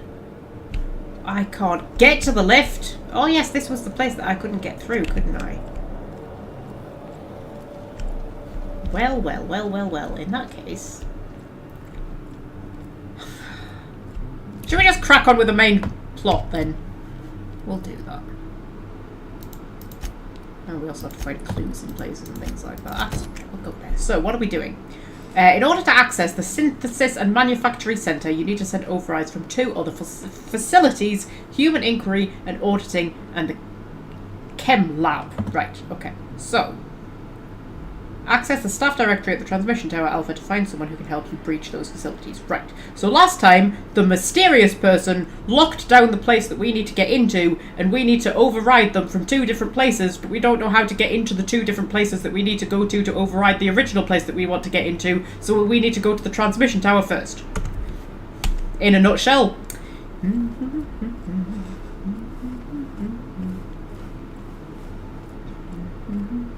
There's a marauder plunderer. Well, there just always has to be marauders, doesn't there? Wherever I go. Oh, there's another one there that I completely missed. Hello, love. Sorry. Hey, you dodged my boop. Never dodge a woman's boop. I'm sure we've had this conversation before. Oh, shit. Okay. Okay. You know what? Use your slow down time ability, woman.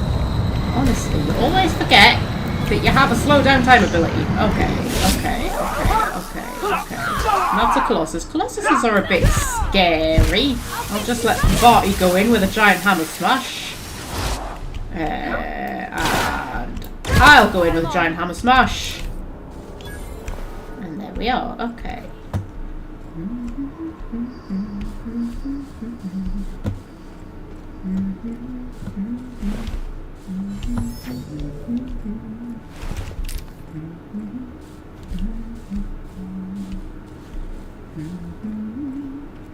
Oh, look at Ambrose Manor. Oh, look at it. Oh, it's so beautiful. Of course, the weird thing is... I just heard something.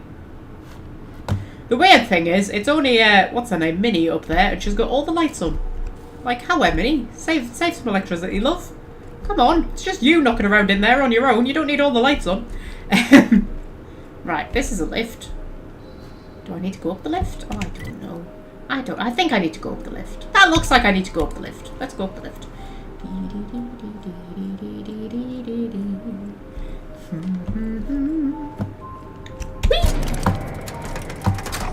We alright, guys? We feeling good? Varty, with your 2 sets of goggles? Yeah? Yeah? Good. Okay.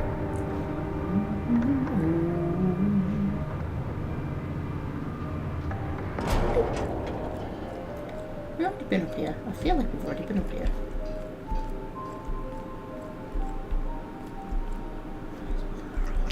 Always wanted to go strolling through a ghost town. Are all these marauders former townsfolk? Oh, maybe, Pavati. I don't think we have been here, you know. Here they come! Whee! And slow down time. And... Whee! Try and get the Colossus down, because he's really scary. Like, the Colossuses are very, very scary. He's down? He's down. Okay. And then. Boop! Well, that wasn't a very satisfying boop. That was a more satisfying boop. Go. Oh, shit. I thought you were dead. Sorry. Oh, hang on. Whee! Is that it? We're done? No, there's another one somewhere. Well, there you are.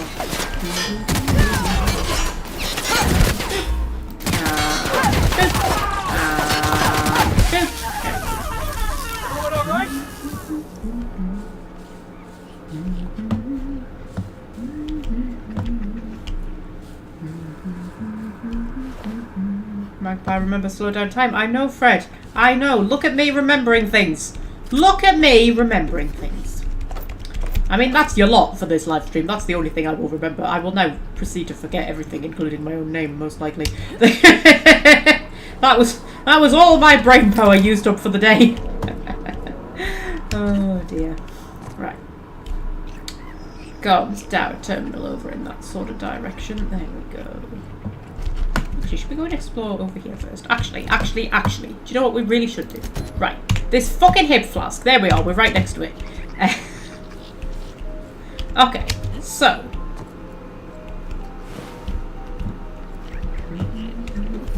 I just need to pick up all the ammos first. Right. Jerome's drinking spot. Okay. Ship 0. No, day 0 even. Ship just left. Lord bless it for getting Leonora off this blasted rock. Enthridge called me a fool for giving her my ticket, but Enthridge is a... Do you know what? Do you know when a word is so American you can't make yourself say it?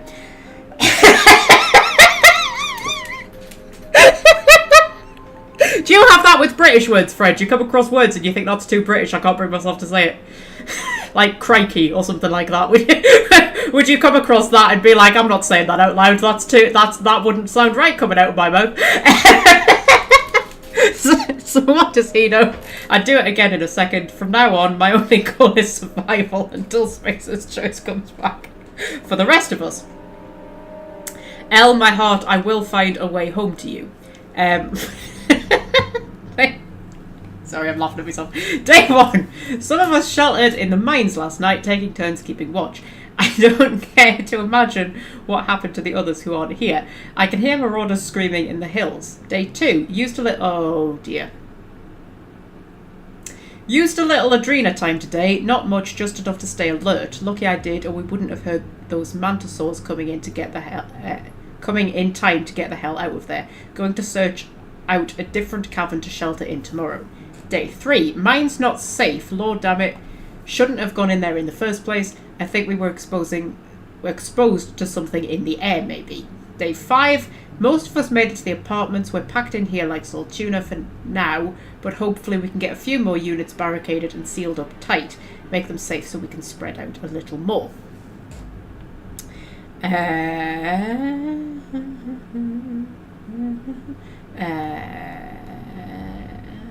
Sorry, I was getting distracted. Day 6. I went by Elle's and my old apartment while oh, for fuck's sake, I cannot speak. While hunting for supplies and stashed the flask she gave me on the day we signed our marriage contract, just in case something happens and she comes looking. Maybe she'll find it, even if she doesn't find. Well, that's what?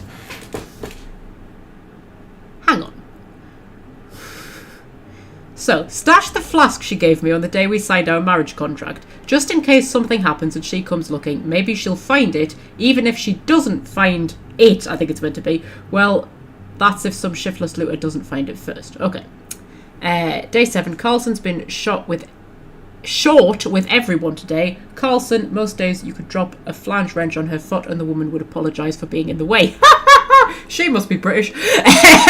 But for a minute there, I really thought she was going to stab Simon. Day 8. Ambushed by marauders in the night. Had to use adrena time again to keep awake. Sorry, Elle, I didn't have much choice. Even with the adrena time, I almost can't believe I outlasted them. Next time, maybe best not to think about next time.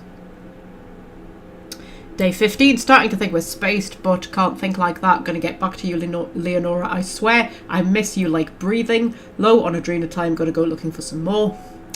Elle, just gotta get back to Elle. Day 34, Enthridge stole my mock apple, that void-forsaken sprat sack. Want to unzip his arms off and beat him with them.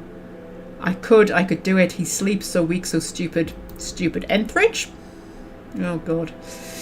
Day 42. Where in the system is Spacer's choice? Where are those blasted ships they promised they'd send us? Did they forget we're here? Makes a man wonder. All my loyalty, and for what? Only loyal to Elle now. Day 46. Maybe they abandoned us. It's on purpose. I know it. On purpose. They left us here to die. They left us here to die. Day 47. If Enthridge steals what's mine again, I'll end him. Day... Yes. Day question mark. How long does it take to send help? How long? Come back and and face us, you cowards. Spacers, cowards. Oh dear. Yeah. Yeah. Okay. Yeah. So this is the descent into marauderhood. So the basic gist of this DLC is that adrena time turns people into marauders. That's the kind of thing, and we get to witness it here. This is Jerome turning into a marauder. I wonder if I've already killed him. Oh, that's really sad. Leonora's so nice. I don't want to have to tell her that her husband turned into a marauder, and then I might have killed him. That doesn't feel like a thing I want to have.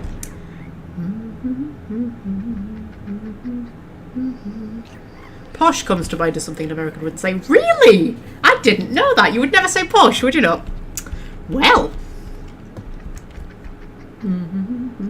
You lot is also a dead giveaway. Yeah, I remember you telling me that one time, years ago. I think probably before I even started the channel, I remember you telling me that. When we were talking about fanfiction writers. Because I sometimes struggle with... Oh, Starman. What are you doing? Put Calcam on.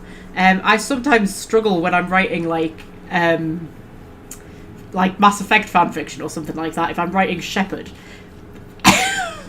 Shepard particularly. Like, the other characters, not so much. Because I just write them as themselves, you know what I mean? So I just kind of write the sort of things they would say. But with Shepard, even though she's voiced, I sort of imagine her with my voice because she's my Shepard, you know what I mean? So I kind of give her a little bit of her own personality. And I really, really struggle not to make her say things like, oh, bloody hell, and stuff like that. Because that's just, like, what comes to mind for me to say. And actually, I was rereading some of the old chapters of Living Legends, and I had this one point where she goes, oi! She probably wouldn't say oi, would she? But no, I remember you telling me that you lot was something an American wouldn't say, and that never occurred to me. Never occurred to me. What's up? Look, you've made Titwillow go into cinematic mode.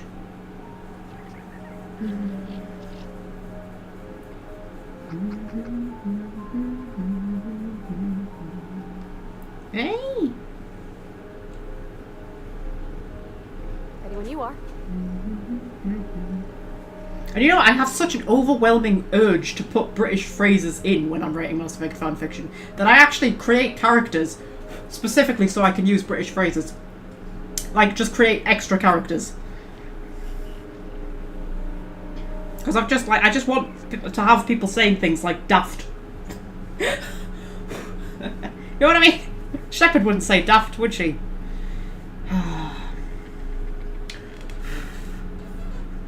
Star, what are you doing? Hey!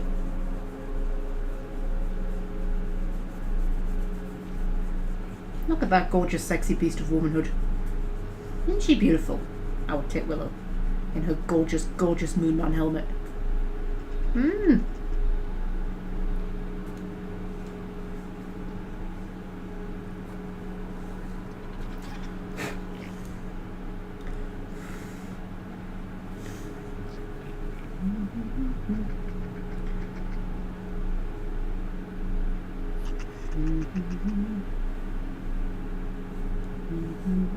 I'll tell you what else.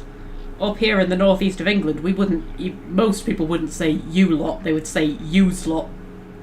And my mother used to hate that. That was the one sort of like Geordie-ish thing that she didn't like, was yous. You would say yous. If you talk to a group of people, yous. Yous lot.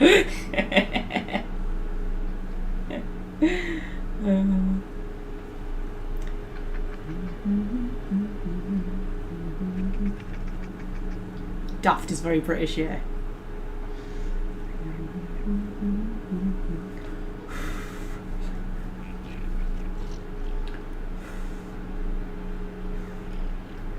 Because I'm sure I was writing a scene and I had her say something like, don't talk daft. That's what I had her saying. Somebody said something.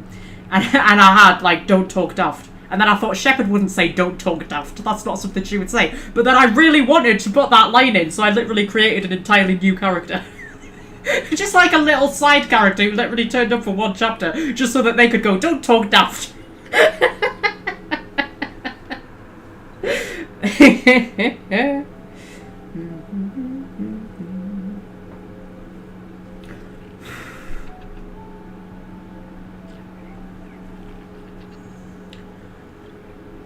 Ooh, big yawn. What are we doing, Star?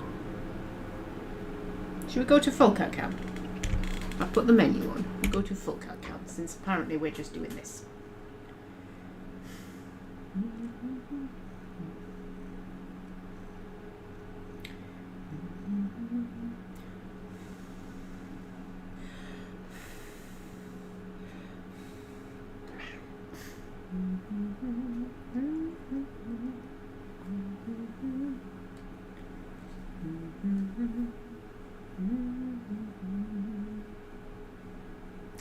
thing I've noticed is I don't think you use like pet names as much, do you?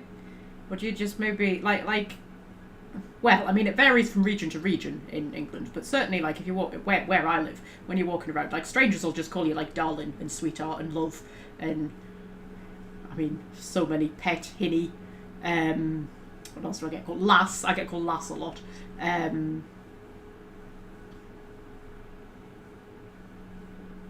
Sugar. I get called sugar. I get called treasure.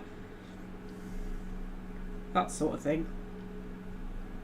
And because that's another thing, I always want my shepherd when I'm writing my fanfic, I always want her to just be like casually calling everybody love and darling, and I'm like, she probably wouldn't be, would she?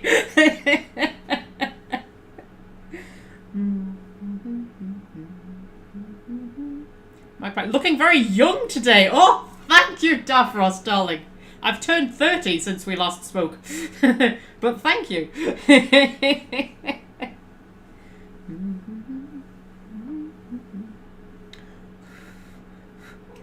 So much pretty hair coming off you, Star. So much.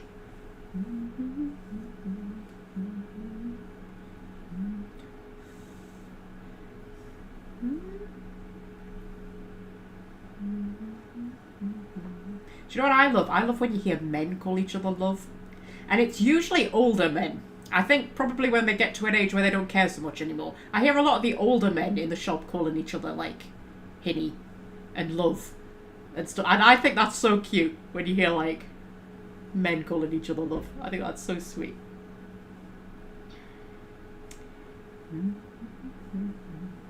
Although hinny actually means woman, you know. We looked that up one day in the break room because hinny is a Geordie thing. I don't think you would hear that kind of anywhere else in the country. I don't think you would anyway. Like as a pet name, hinny. And there was a girl who used to work there who was from Somerset, I think. And she said, what does hinny actually mean? And we all kind of went, well, obviously. And then we were like, actually, we don't know what it means. So we looked it up. And it means woman. It's also a term for a female donkey, which is probably where it comes from. But hinny means woman. But I hear men call each other hinny all the time.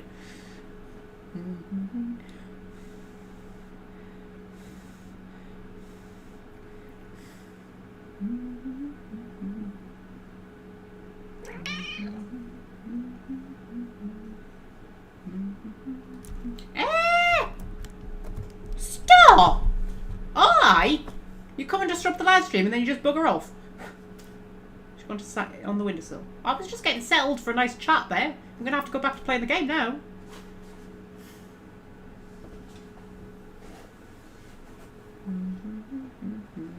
Babe is often used where Davros lives. Hey, you don't hear babe so often around here.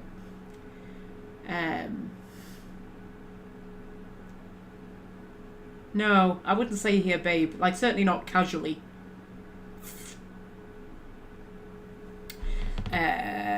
Pop the game back up, shall we?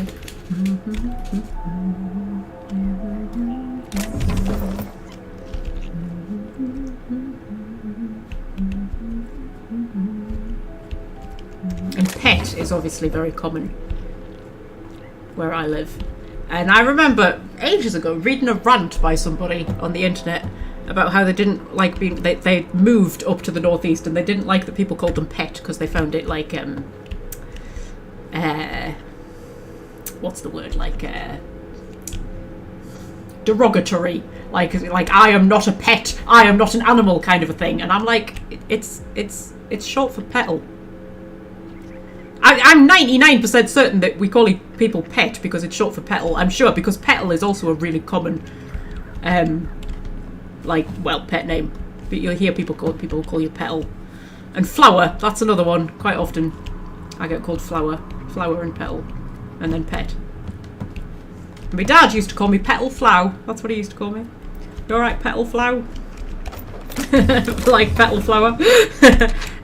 Dear cousin Dan, Adrena time really leaves you wanting more, doesn't it? We got through the first batch fast, but lo and behold, Reed gave us more in recognition of our exemplary work ethic and unwavering brand loyalty. How about that? Still no letter from you. I've been feeling a tad queasy lately, but I'm sure a little Adrena time is just what I need to shake it off. Write me back. How's the sunsets on Gorgon? Do you get sunsets? Oh dear. These are letters from Edgewater.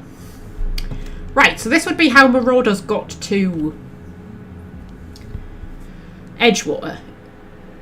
Because we know that Marauders came from Gorgon, and then there's like a bit of a mystery as to how did they get to the rest of the colony, right? But they didn't. Adrenatime did.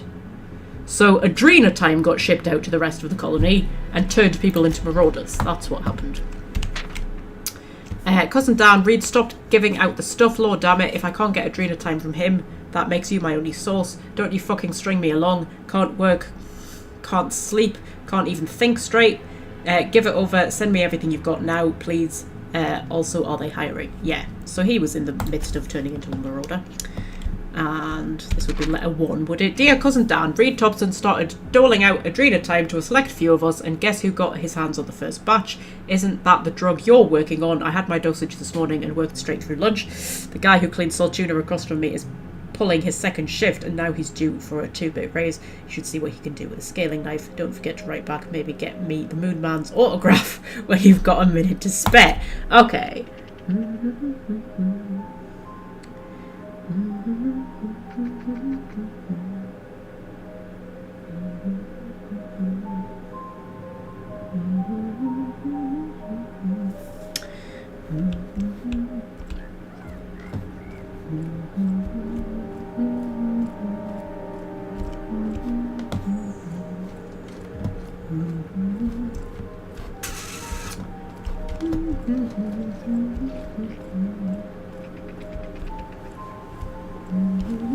Right, so stick our little doggins in here. We should be able to find this hip flask.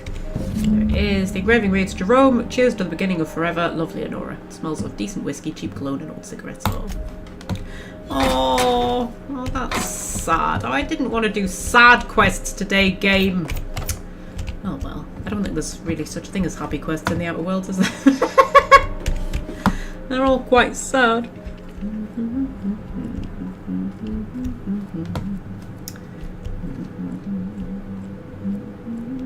Ooh, that's a locked door. Ooh, I can pick open said locked door. I'm getting through these mag picks. Now I've got a party with me who actually let me pick open doors. Hello, little sprat. Were you trapped in there?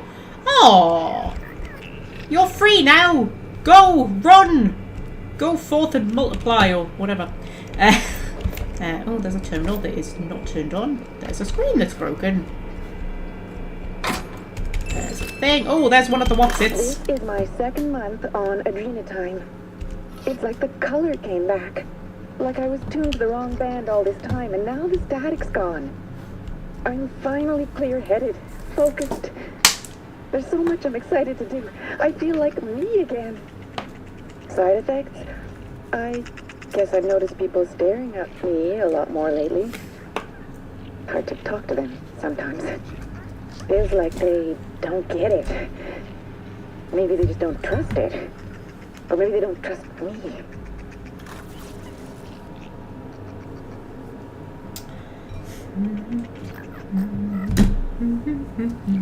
Issue with the Outer Worlds is too much of it is sad if you think about it. Do you know what? I kind of like that. I mean, not the fact that it's sad. I sort of...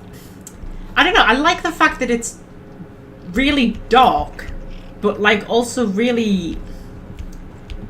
I mean, it's like, it's dark humour, isn't it? It's proper, like, tongue-in-cheek, and it's proper, like, sort of like, this is a horrific world, and everything here is horrific and awful, but we're going to poke fun at it. I don't know why, but I quite like that. Have you seen all, like, the trailers and stuff for the Outer Worlds too, though? Where apparently there's, like, rifts opening up all over the place. And I'm a bit like, we're going a bit dangerously close to, like, space magic territory there. Which is fair enough. I mean, I'm alright with space magic, but, like, that's not really... I don't know. It felt reminiscent of Dragon Age Inquisition a bit. Where there's going to be, like, rifts opening up. I don't know. I felt a bit dubious. If that's going to be the storyline. There's rifts opening up everywhere. I was like, I don't know. I don't know.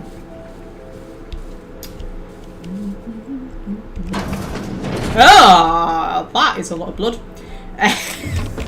Hello, are you alive? No, I didn't think you would be. Okay. It's not working. None of this is working. There's no story behind the giant pool of blood. Literally just a guy bled to death.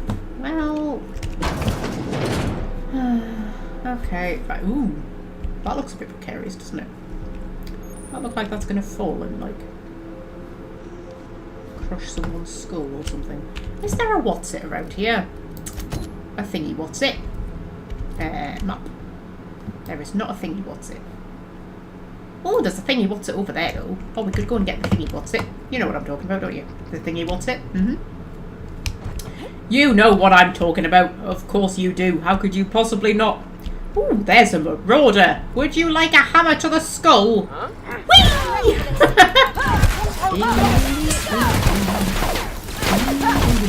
And slow down time. Oh, I thought there was a guy next to me, but there wasn't. Which is why I slowed down time. Now I just look silly. Oh, I took his head off, though. So I look less silly. Oh, you're a crack shot, are you? Are you? You a crack shot? Oh, you got backed into a corner, have you, little crack shot? There we go. I do like the slow down time ability, because you could, like, just watch them get mauled by your hammer in slow motion. Everyone all right?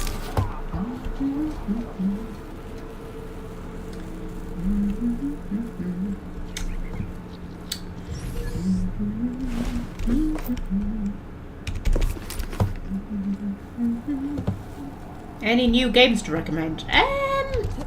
What, you mean new as in just come out kind of new? I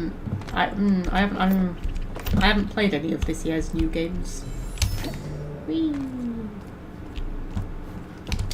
I am working my way through Assassin's Creed at the minute though. So that's kind of what I'm doing. I was playing Assassin's Creed Valhalla. I need to get back to Assassin's Creed Valhalla because it's going to get to the point where I've left it so long I'm going to have to start again. And I don't want to do that. But I've been busy recording Mass Effect, haven't I? But I mean, I highly recommend Assassin's Creed Valhalla if you haven't played it. It's very cool. Oh dear, I fell in a box.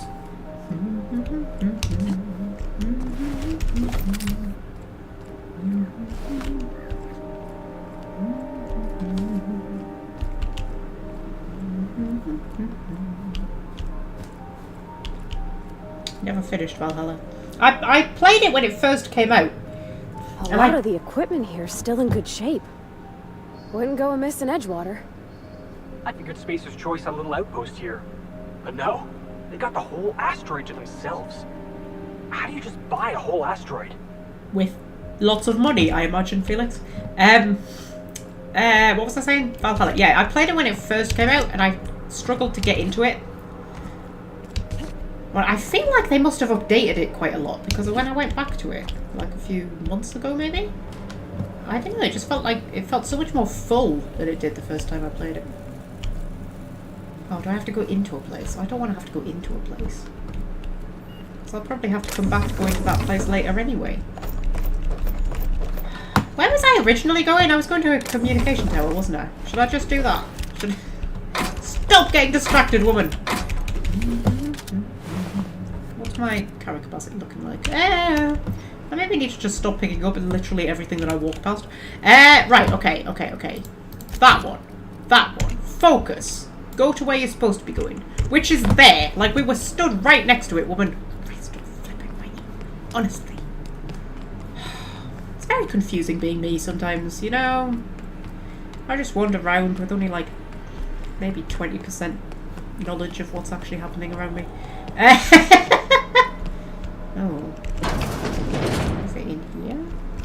Oh, there's more things to loot. Stop giving me things to loot, game. You know I can't help but loot it. You know I can't resist a lootable. Oh, shit. No, I do not want to have a nap. Thank you very much. Oh. Ooh.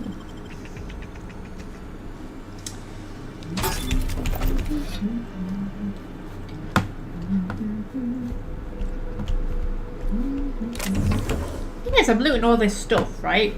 To sell. Right? I never buy anything. Like, what are you doing with your life, Tip Willow? You loot all this stuff to sell, you sell it, and then you never buy anything with the money. Like, what's the point? Ah.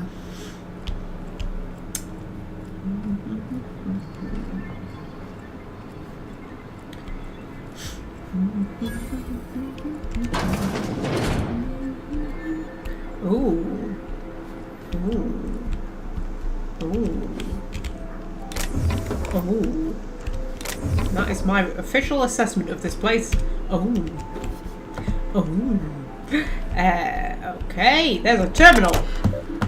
Directory, locate facility stuff. Okay. Oh, Clarence Mostly. We've heard of him, haven't we? Location Byzantium. Okay. I don't have to go to Byzantium, do I? Do I have to go to Byzantium? Byzantium? Really? Okay, we've been through a lot together, old friend, but they just blared the evacuation order. Guess that's the end of Gorgon. For the record, you're my favourite comms tower in the whole system. I'll never forget you. Love, Technician number 13, junior grade. Okay, this one's titled Well Shit, which I'm going to assume is a Dragon Age reference again. I mean, it's probably not, but, you know, I don't know, it might be. What was the one last time that I said I thought was a Dragon Age reference? You have pretty eyes. I thought that was a Dragon Age reference. And then some of the banter, I swear, is Dragon Age inspired. I feel like this is a Dragon Age reference. Maybe my brain's just too like Dragon Age. I choose to believe that it's a Dragon Age reference. Right. Fancy seeing me here. The last escape shuttle left a few of us in its dust. Never seen anyone lift off in such a hurry. We scattered like roaches. It's every man and woman for themselves now. You're still up and running, I see. Looks like only one employee left with their tracker flipped on. What a rube. Signing off for good this time. You take care of yourself, Comms Tower. Don't forget to stand up straight. Like I taught you. Best. Technician number 13, junior grade. Aww. Bless. And we got a level up. Okay. So I've looted everything lootable, haven't I? Oh no, there's some Adreno in there. The Batman Arkham games are on sale. I have not played them, but I picked them up in the last sale. They're another possible for live streaming.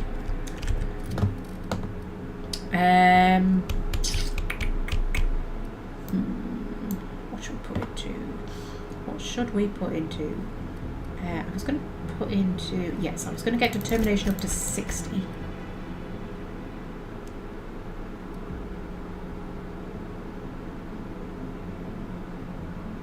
If a companion is downed, party gains 50% armor rating and 50% damage for 10 seconds. That's kind of cool. If I get it up to 100, when companions kill an enemy, they gain 50% health? Fucking hell.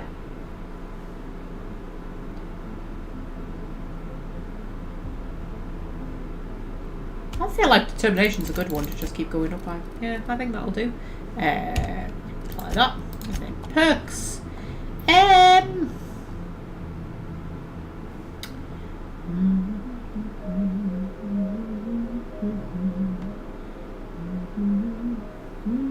Sorry, I was reading the chat. Whenever you are affected by a harmful combat effect, you deal increased damage. Movement speed during TTD. Your next attack after killing an enemy is a guaranteed critical hit. 30% damage while under 25% health. When you use the inhaler, any downed companions are revived. Oh, that sounds good. Well, you do. We'll get that one good.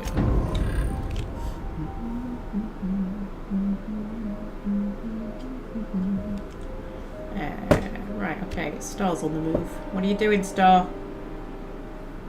What are you doing? Okay, so... Musgrave Family Collection. Do I actually have to go to Byzantium? Do I have to leave Gorgon? I don't want to leave Gorgon. Gorgon's cool. I do! I actually have to go to Byzantium.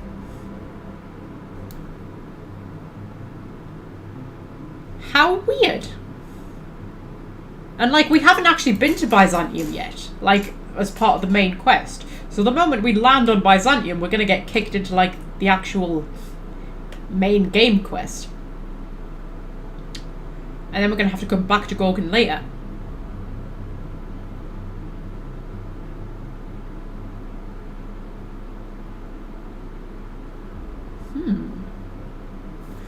I got going on Gorgon? See, all of this is like sending me into places that I can't get to yet and stuff. Well, I'll tell you what we'll do. We'll go and give the flask back to Leonora. We'll do that. Oh, shit. And then we'll decide what we want to do. I suppose we'll have to head to Byzantium, because literally all of our quests are now pointing us to Byzantium.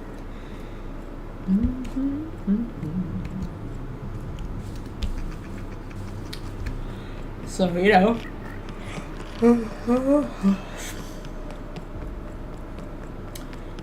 Whee! Can we get down this way? Is there a secret way? No, that is just death. Just death awaiting us down there. Also, I don't think this is going to get us back down, is it? Or it might do. It's going to get us back down. Maybe? Possibly. Oh, hi! Sorry! There were marauders here. I didn't even notice. Whee!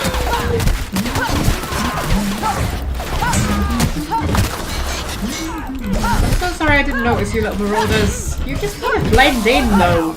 Like, you know... oh shit. Oh shit. Oh shit. Does anybody have any idea where the last save was?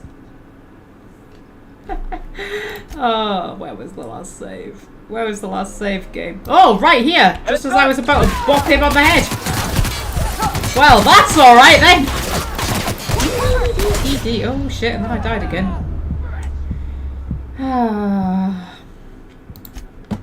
Okay. Big bop! And then slow down time. I feel like...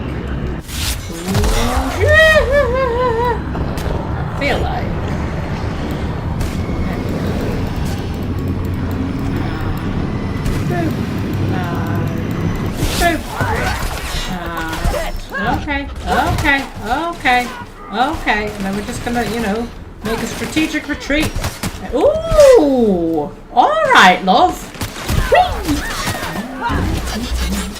And you're cowering, as you should. And then we're gonna take a bit of stuff. Then you're gonna fall over. And is there just one left? Oh, you'd be a crap shot, wouldn't you? Everyone all right? Everyone is alright, Felix. Oh, we're here! We're on the other side of the thing! Oh, Felix, we're on the other side of the thing! Oh, we are geniuses! We are accidental geniuses! We got to the other side of the thing that I couldn't get to the other side of! And now we're on the other side of it! You following, guys? You following? Yeah, you're following. Of course you are. Of course you are. Right. This is very exciting. We're on the other side of the thing. This is very exciting. I am excited to be on the other side of the thing. Right, okay. So if this is the other side of the thing, just pick a thing open.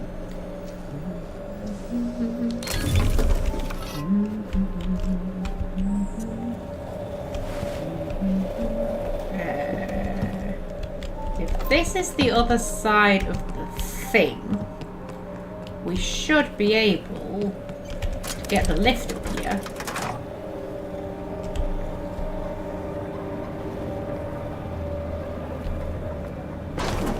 There we go. We can go in the lift. Employer rights.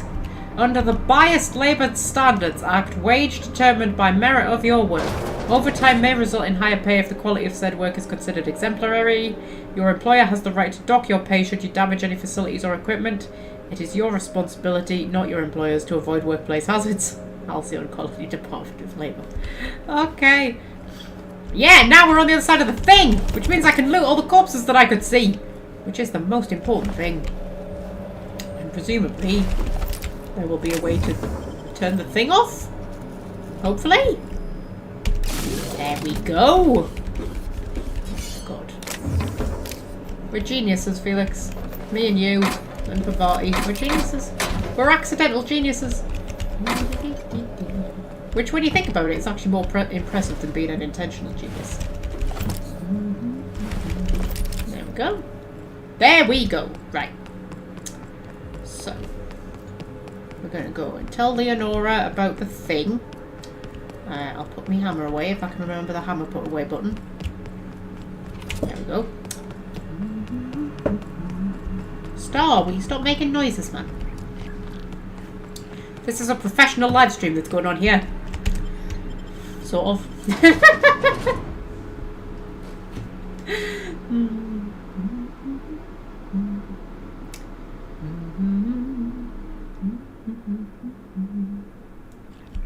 Oh. Hello. Hi.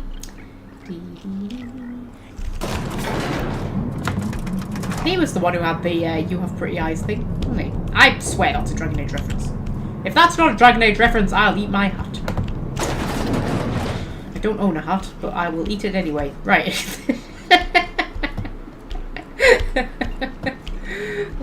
Yeah. Where was she? That was Roscoe. Leonora's over here. I have a thing for putting Doctor Who references in my fanfictions. That's a thing I always seem to end up doing. Hello! You find anything out there, you let me know. I'm ready to get off this rock. Okay, I found your husband's flask. That's it, all right. Law. Still smells like his whiskey, his cigarettes, and that awful cologne he bathed in every morning. Here. I saved up for this, just in case I needed to go out into the ruins myself. Truth be told, I'm glad I never had to use it. You didn't happen to find anything else out there, did you? Okay. I found his journal. He went mad after the evacuation and became a marauder. Let's not tell her that. There's no way of knowing what became of him. I'm sorry. I found Jerome. It looks like he died peacefully. I mean, that's a lie, which is fair enough. I mean, I'd pass the check, but, like, how would I know what Jerome looked like? I didn't see her husband. It's always possibly made it out. Oh, God, don't tell her that. That's even crueler than telling her the truth. What I found doesn't matter. Gorgon is the past. You should look to the future. I'm going to take the lie option. Good. I should have been there for him, but I suppose he wanted to be alone in the end. Thank you for the flask. Jerome and I were supposed to live and die together, but sometimes fate has other plans. Time for me to get off this rock. Memories hang around here like a bad smell, and I could use some fresh air.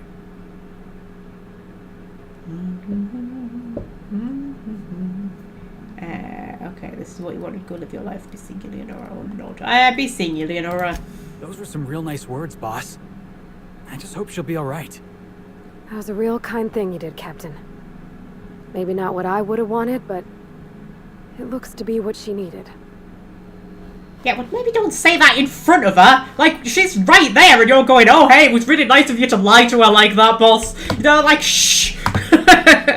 Christ. Undoing my good work.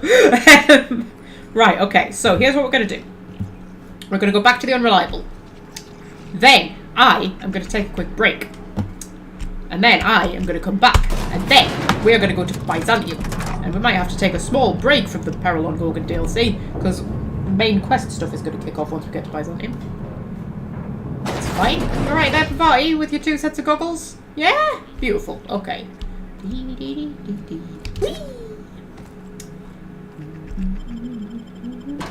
Fred puts Magpie references in his fanfiction, such as quoting her as an expert on sex with the Asari. I completely forgot about that.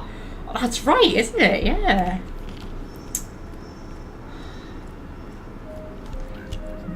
To be fair, I've put Fred references in my fanfictions. I've put references to your characters and things.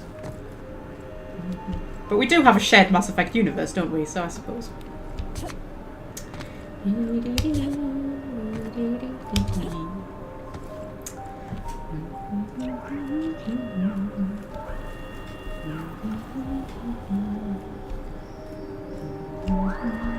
That's the evacuation alarm. Yeah. Emergency evacuation protocol is currently in progress. So, we'll go back inside.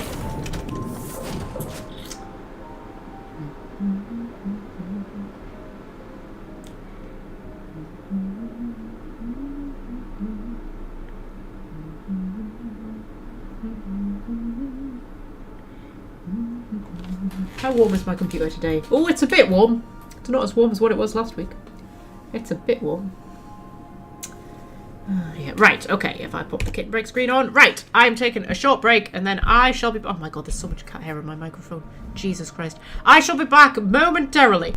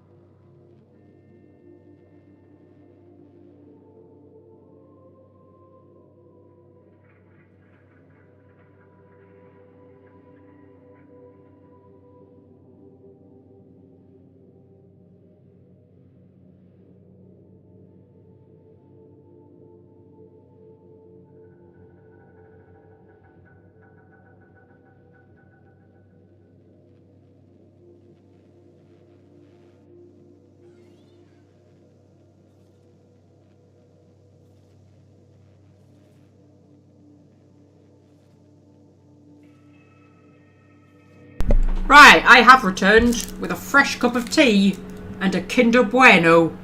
Because what more does a girl need in life? I'm now going to sit here and eat a Kinder Bueno for a second. I mean, I know I've already eaten like 4 Danish pastries, but shut up. Saturday calories don't count. We all know this. We all know this. Saturday calories do not count.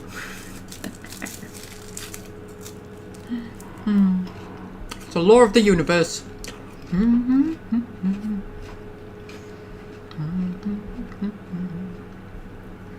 Sunday calories don't count either. Bank holiday calories don't count. Birthday calories don't count.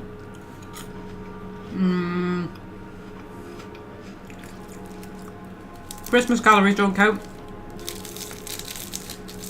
Easter calories don't count. Payday calories don't count. Really, with the amount of days where calories don't count, you have to do a lot of eating on all the other days to make up for it, really. Otherwise, you'd just die of malnutrition, wouldn't you?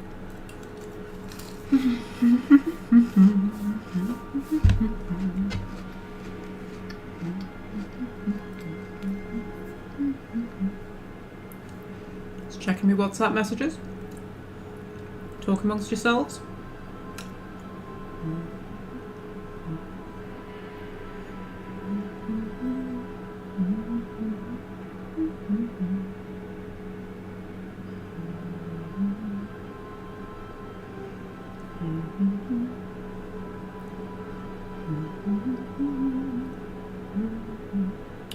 Right, so Titwell's gone into cinematic mode while I'm just sitting here eating my Kinder Bueno. It's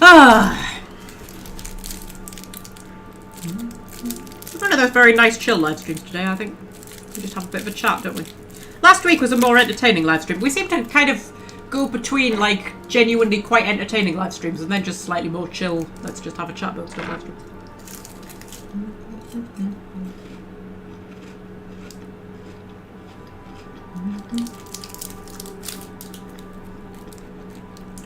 Davros hasn't had chocolate for ages. Oh my goodness, are you alright? Are you alive? Can you survive that way? Can you survive without chocolate?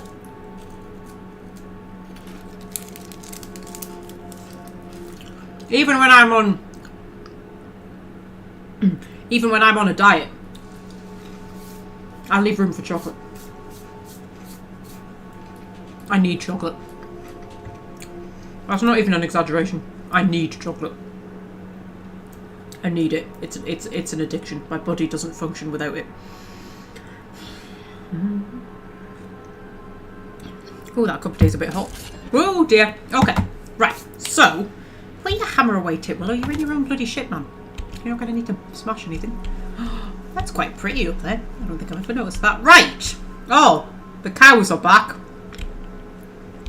Didn't I request no more fertilizer shipments be brought on board? Who keeps ordering these? Hi. Oh, you're so cute. You're so cute. Oh, look at you with your little horns. Oh, you're so adorable. No idea what you're doing on my ship, but you're very adorable. Taste has been very savoury lately. See, I've got such a sweet tooth. Like, even my savoury stuff has to be a bit sweet. You know what I mean? Like, like I love a bit of like sweet chili sauce on pretty much anything, or like a sweet and sour. I love a sweet and sour. Or I love like putting caramelized onion in stuff because it has a sweetness to it. I just love adding anything that's a bit sweet to all my savoury.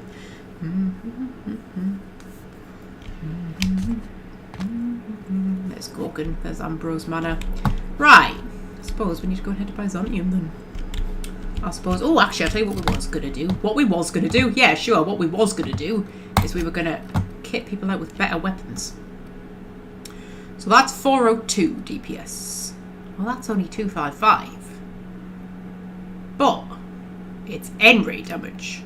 And I think that's like the most damagey kind of damage. Possibly. What was that 402? And then these are all like 525, but they don't have anything on them. But we could mod them to have stuff on them.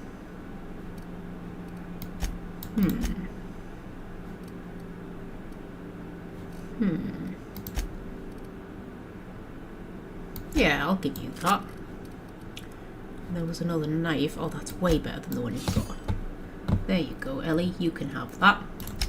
Felix! That's a very big gun, Felix. Would you like an even bigger gun, Felix? Because I'm sure we got like...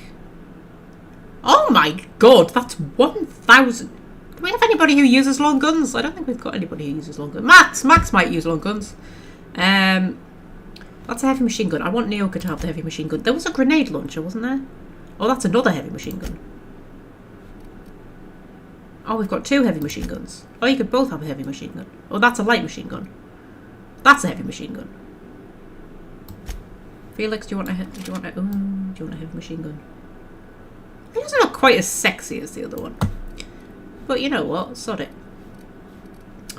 And then Nyoka, would you also like a heavy machine gun? Heavy machine gun. There we go. Oh, and you can have a better axe as well if you want. Actually, that one's even better. You can have a scythe. Would you like a scythe? I think you'd look sexy with a scythe, Nyoka. And Parvati. 402 as well, so you can have that. I don't think... I was going to say, I don't think we'll find a hammer sexier than Ruby Mark II, but...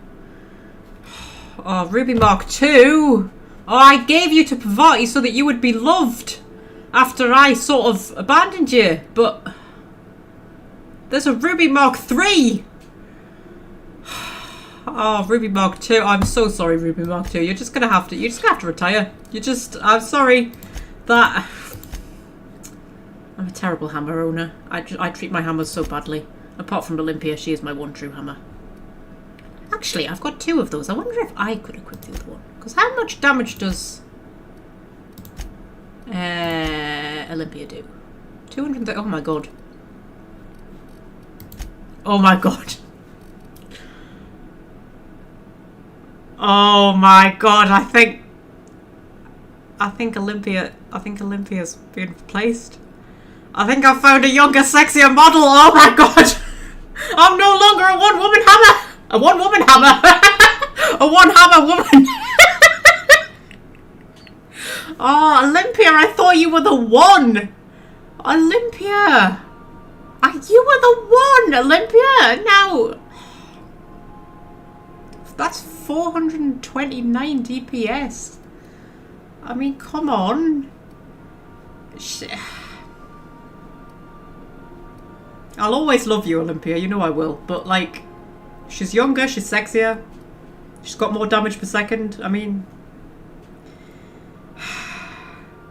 Okay, we've got... we've got a Ruby Mark III. We've got a Ruby Mark III. It's fine, right? Okay, look, Olympia, chill out. Don't panic. I'm not getting rid of you, alright? I still need an electric-y hammer. You're very good against robots. Okay? Whenever I'm fighting robots, I'm going to get Olympia out. That's what I'm going to do, but I'm just going to... Oh, we've got Ruby Mark III.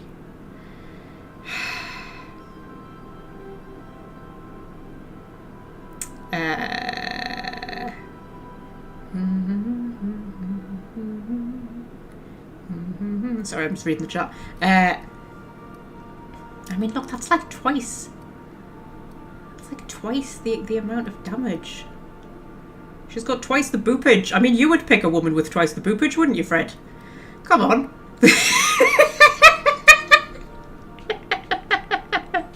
But that's okay. There's still room for you in my heart, Olympia. And she's sitting there thinking, that's what you said to Ruby Mark II, and then you got rid of her. I know, but you're Olympia, right? You're different. Just because there's a Ruby Mark III who's come and taken your place as, like, #1 hammer, you're still, like, I was always polyhammerous at heart. Always. I couldn't be a one-hammer woman. I couldn't do it. It's not who I am. So, okay, now we've replaced Olympia. I never thought we would replace Olympia. I didn't think this would happen. I thought she was the one, guys! Bloody DLC's coming along with their bloody better equipment, honestly.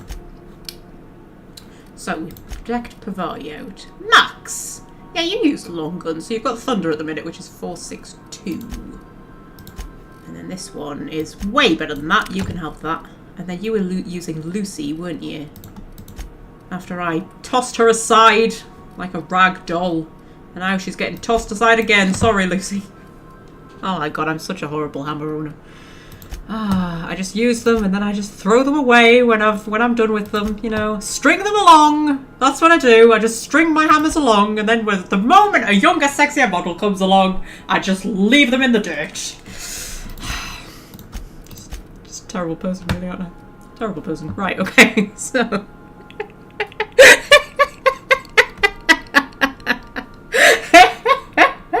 Right, okay, so... do we want to look at armour? I don't think we had much in the way of decent armour. Oh, hang on, I was going to see if Ellie would look better in that. Oh, yeah, absolutely, that's better. That's way better for you, and it looks sexy as shit. Because, you know, it's important to me that my companions look sexy. Now, what does that give you? 15 plus sneak, right? We don't really need sneak, and 15 armour is good. But this one gives her handguns, and she uses handguns. And I really just want to see her in a fancy hat. Oh my god, Ellie. Oh my god, Ellie. Oh, she hates me right now. You can see the simmering hatred in her eyes. She's like, I'm not wearing this hat. Titwillow, I am not wearing this hat. I do not care if you shoot me out the airlock. I am not wearing this hat. Absolutely, I am not wearing this hat. Oh, but Ellie, you look so sexy. You look like we can see your beautiful face now. It's not covered by the hood. I'd rather my face was covered by the hood. Okay, maybe. What about the fedora? How do you look in that? Oh, I think she looks a bit sexy in the fedora. Oh, I think she suits the fedora. She suits that better than Titwillow did. I mean, it's no good for her, really. Determination plus 5, which I don't think is very useful for her. Armor 6. I kind of like it, though. We all know that sexiness is the biggest thing, really. As long as it looks sexy, you know. I should have kept some of that really heavy armor for Felix, shouldn't I? But I didn't, because I'm a numpty. That's 22 plus sneak.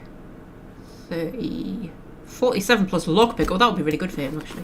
Oh, that's quite cute on you, Felix. I quite like that. Yeah, you can have that. And then I might try and get you some better, sexier armor at some point. I think everybody else is kind of fine as they are, aren't they?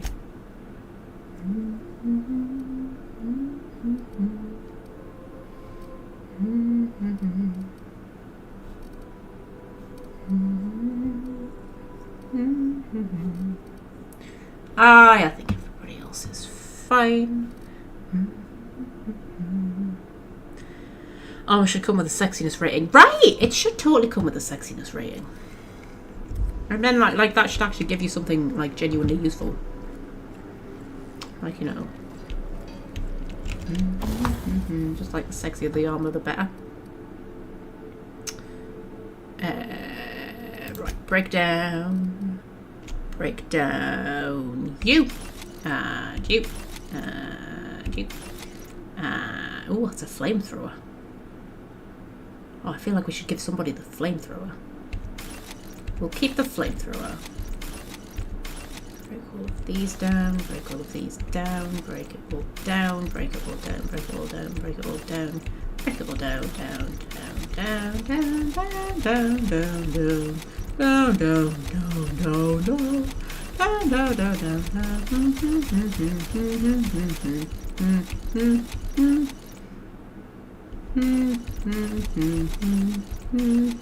That's Ruby Mark II. Oh man. Can I break down Ruby Mark II? Oh, I'm conflicted. Oh, I'm conflicted. What happened to Ruby Mark 1? I think I broke her down. Okay, fine. Fine. Sorry, Ruby Mark II, you served your purpose. Maybe don't tell the other hammers that I broke down Ruby Mark II. Oh dear. Oh, I'm a terrible person. I'm a terrible person, man. Right, break these down. Break it down, break it down, break it down, break it down, break it down, break it down. I want to keep the Duchess, just because it looks cool. I'll keep the ones that look cool, even if nobody's going to wear them. That's not the point. Oh, flipping heck. Where's my phone flashing at me?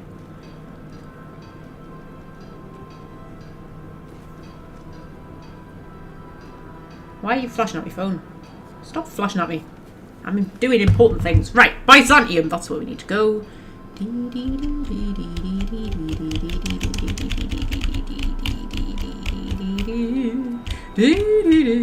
Right. Terra 2. Byzantium. Captain, transmission request from Ambrose Manor. Oh, okay. Can you tell Miss Ambrose I'm very busy and then hang up on her? No, I'm guessing Minnie wants an update, and Minnie is definitely one of my future wives. I mean, I'm compiling a list of who all my future wives are going to be, and she's definitely on there. So yes, I'm going to answer her call. Captain, imagine my surprise when I saw the Unreliable leaving Gorgon with so much urgency and purpose. Tell me you found Mother's journal. I'm positively dying for good news. If I'd found your mother's journal, I would have brought it to you. I wouldn't have come and landed on Byzantium, woman. Someone warned me to stay away from Gorgon, then lock the place down. Not yet, your mother's office has been sealed tight. I found a lot of shady corporate intrigue. When I find it, you'll be the second to know. Yeah, your mother's office has been sealed tight. Too bad. But on the bright side, you've outdone my old freelancer. I don't think you made it very far at all. If I know Spacer's Choice, getting past the lockdown will be more complicated than just hitting a big red button. You'll need authorization and layers of it. Are you familiar with Gorgon's old research stuff? I don't suppose your mother left any passwords on mysterious keycards. Like, you know, hidden in paintings or something like that. That's a thing video game characters do, don't they? Hide their passwords in, like, cryptic paintings or statues or something like that. Yeah, are you familiar with Gorgon? Are you familiar with Gorgon's old research stuff? I seem to recall that Mother worked closely with Gorgon's R&D personnel, but not close enough to invite them over for dinner and cocktails, if you get my meaning. By now, they'll have moved on with their lives. If only I could do the same. Okay, did you know that Gorgon was developing Adrenatime? I knew Mother was involved with some important chemical trials, but I had no idea her pet project was Adrenatime. Adrenatime is a working man's stimulant, like a caffeinoid. Very popular at launch, though the marketing quieted down over time. Okay, were you aware that Adrenatime created marauders? What? No. I mean, there's some very morbid wording in the fine print, but I had no idea Adrenatime could make marauders out of people. That's it. That must be it. Spacer's Choice is keeping their dirty little secret about Adrenatime off the record. We have to find Mother's journal. If we don't, then Spacer's Choice gets away with murder. I only hope we aren't too late.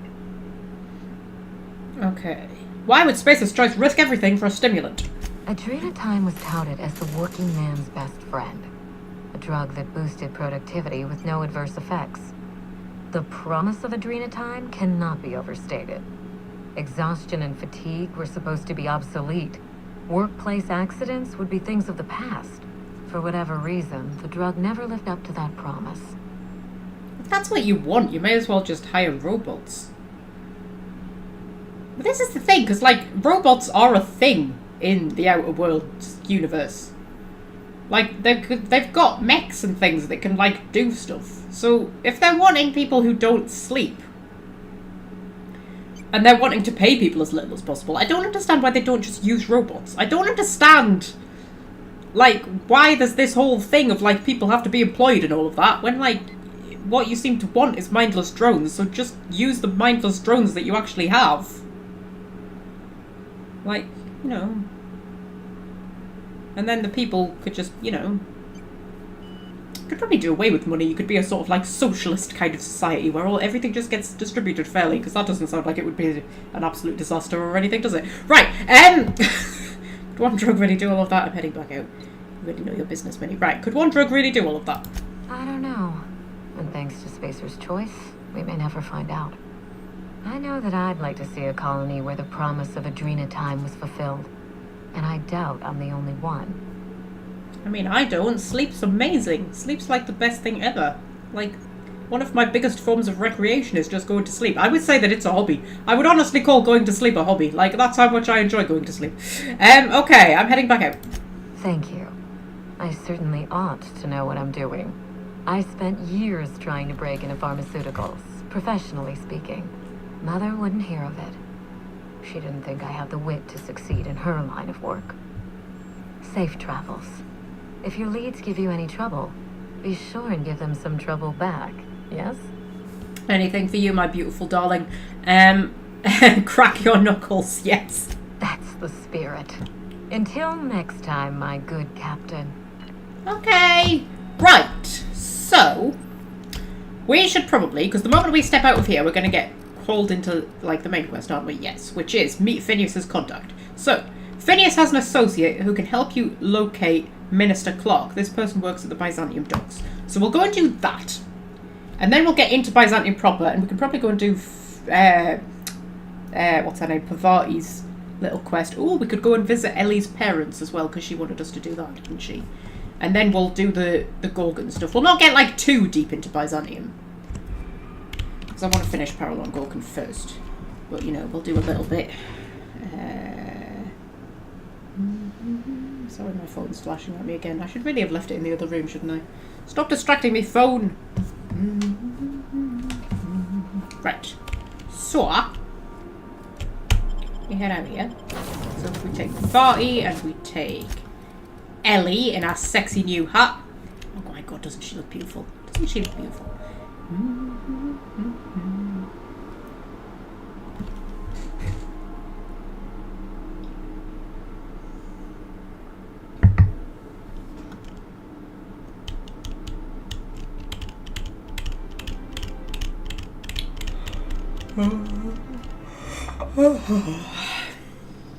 Okay, so this is Byzantium. This is the jewel of the colony. This is the halls of power. This is really not that impressive. Maybe it'll be better when we get up there. You and your pen pal seem to be getting along. Don't make it small. When you say it like that, it sounds stupid. Whoa, take it easy. Didn't realize you were so wrapped up. You're doing it again. Oh my god, Pavati, this whole thing you've got going on with June Lay, it's not healthy. Alright, you're too attached in a way that, like, isn't good for you. And it's gonna end in tears. It's gonna end in tears, Pavati. Right, okay, so this is Phineas's contact. I mean, to be fair, we could just ignore Phineas's contact and just go and do the Parallel Gorgon stuff. But no, that would feel weird. Okay, but this is Carmen. Hello, Carmen. Do you mind? I'm meeting someone. Roll your eyes inside dramatic. Yeah, let's roll our eyes inside dramatically. Oh. You mean I'm supposed to be meeting you? Okay. I think this is going to get quite ironically funny, considering who it is who is live streaming this game. If I remember correctly, this is about to get quite ironically funny, because it's me. You'll understand in a second. Okay. Why do you sound surprised? Nothing, it's just... I thought you'd be taller. Anyway, let's not get hung up on that. The Phoenix is a wanted man, and the board has eyes everywhere in Byzantium. Okay, the Phoenix? Yeah, that's my codename for... you know, our mutual friend. Okay, what's your codename? Oh. I'm Golden Eagle. Okay, do I have a codename? Yeah. I named you Cuckoo. See, I should be Magpie. I should be Magpie. That would have been hilarious if you'd named me Magpie. How hilarious would that have been? In fact, I had it in my head that she was Magpie. But have I just imagined that? That's why I said it was about to get ironically funny. I'm sure I remember her saying that she was Magpie, because the first time I played this, I was like, oh my god, if I was, like, doing a video of this would be hilarious. Have I just completely imagined that? I might have completely imagined that. That might have been a dream, actually. That's the sort of thing I would dream up. Right, okay, so Seriously? It makes sense if you think about it, because I didn't know who you were, and old Earth cuckoos would routinely trick other birds into feeding them. Okay. Okay, should we argue with that? No, I'm Golden Eagle, you can be Cuckoo. That doesn't even make... Fine. Fine. Does this mean I'm supposed to have one too? Fine, but make it a really good one. Let's go with Rufus Hummingbird. Forget it. Codenames are for amateurs anyway. Too late. I've already marked it off. Can't just go reassigning codenames. Oh, can I be Chicken? Because chickens will adopt any critter's baby and keep him warm. You sure you don't want to be Raven? Or Sparrowhawk? Aw. Okay. Chicken it is. Anyway, you're looking to make contact with Minister... This is it! Magpie, right? This is it! I knew there was a magpie somewhere! Easy. He spends most of his time in his estate, which is heavily guarded. Oh, I knew it! I knew there was a magpie somewhere! Right, okay, it's got to be a way to catch the minister someplace less protected. Can't you get me to the minister's estate? How exactly did you get involved in all this anyway? Okay, there's got to be a way to catch the minister someplace less protected, because apparently we need to, like, find a minister or something. I'm only, like, half aware of what's going on, I'll be honest. Afraid not. He almost never leaves his home, and his guards never leave him. Can't say I blame him. It's scary out of doors. I mean, can you even count how many times we've been shot at? What work specialists, huh?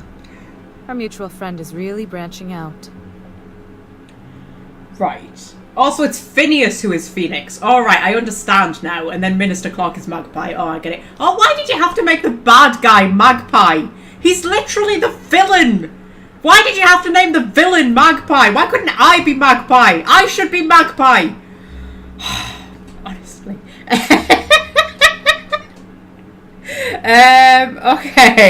Okay. Can't get me into the minister's estate. Whoa, I'm not one of your B&E specialists. I just provide intelligence. Okay, so what can you tell me? Some of the guards hang around Billingsley's House of Inebriation between shifts. That place is still open? I used to study there during medical school. Maybe you could do some reconnaissance there. You know, swipe a key while nobody's looking. Okay, thanks for the tip. Just remember, you didn't hear it from me. Okay, how exactly did you get involved in all this? I've always been fascinated by birds. If you ever research Earth species, there are thousands of them, so colorful and distinct. Here we got 11 flavors of terror rays and not much else. That kind of variety? I mean, gosh, seems almost impossible. The other thing about birds, though, is their environmental indicators. If I had signs of 40, I could say when they die off, it's a sign that something's wrong. But, yes, meaning? When the birds start disappearing, you know something's afoul. No pun intended. Okay, not taken. Come on, this is important. I started thinking about everything we see around Halcyon, and all the things we don't see. Okay, like what? For starters, you rarely come across anyone living in Byzantium who wasn't born here, even though we get ships in all the time. Trust me, anyone with a lick of sense gets out of here as soon as possible. But most people don't. In fact, most people stay exactly where they start. Doesn't that seem strange to you? I mean, not especially. That's kind of human nature, I would guess. Like, not really. And then there's the way nothing gets fixed. There used to be a suggestion box around here. People would drop ideas in. Nothing ever came of them, of course. Okay, we had a suggestions box at work for a while. Well, I say a while, like a week. And it was just like a little cardboard shoebox with a hole cut at the top, so you could get into it. It's not like it was locked or anything. And we opened it up one break time we were bored, and we opened it up and had a look at what people had written. And one of them just said... Sorry, it still makes me giggle even now. One of our managers, let's call her...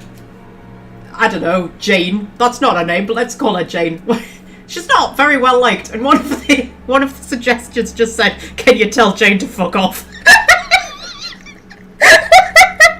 Needless to say, the suggestions box did not last very long. It was just sat in the break room for people to put suggestions in. And we were bored, so we just cracked it open and read them all, and it was all just shit like that. Just not tell her to fuck off, would you? Okay. So, there used to be a suggestion box around here, people would drop ideas in. Nothing ever came with them, of course. Okay, that's not right. I mean, there's a shredder at the bottom of the box. So I don't know what you'd expect to happen. There's a But shredder one day at the the shredder bottom. broke. No one came to fix it. And since it wasn't working, we didn't have anywhere to file our complaints. So you can imagine how messy things got. I bet your repair folks couldn't find parts. Back in Edgewater, I'd have to take something apart just to put another thing back together. Might have been the paperwork. Here, you have to append forms to your forms, and law help you if there's a single dash out of place. Okay, a regular tragedy. At first, management put up an out-of-order sign, but that just seemed to worry people, like they were advertising something wasn't working. They eventually took the whole suggestion box sign down so that people didn't have any expectations about it. But they never fixed it, never replaced it. Doesn't that seem odd to you? Okay. Yes, no, that's how things go around Halcyon, in case you didn't notice. If you ask me, the suggestion box is pretty useless to begin with. I mean, if it had a shredder at the bottom of it, so, you know, like, I mean, here was a wild idea. If the shredder broke, they could have, like, actually just read people's suggestions. I mean, you know. Okay, yes, that seems odd to me. The whole episode made me wonder, if they can't fix something as simple as a suggestion box, what else aren't they fixing?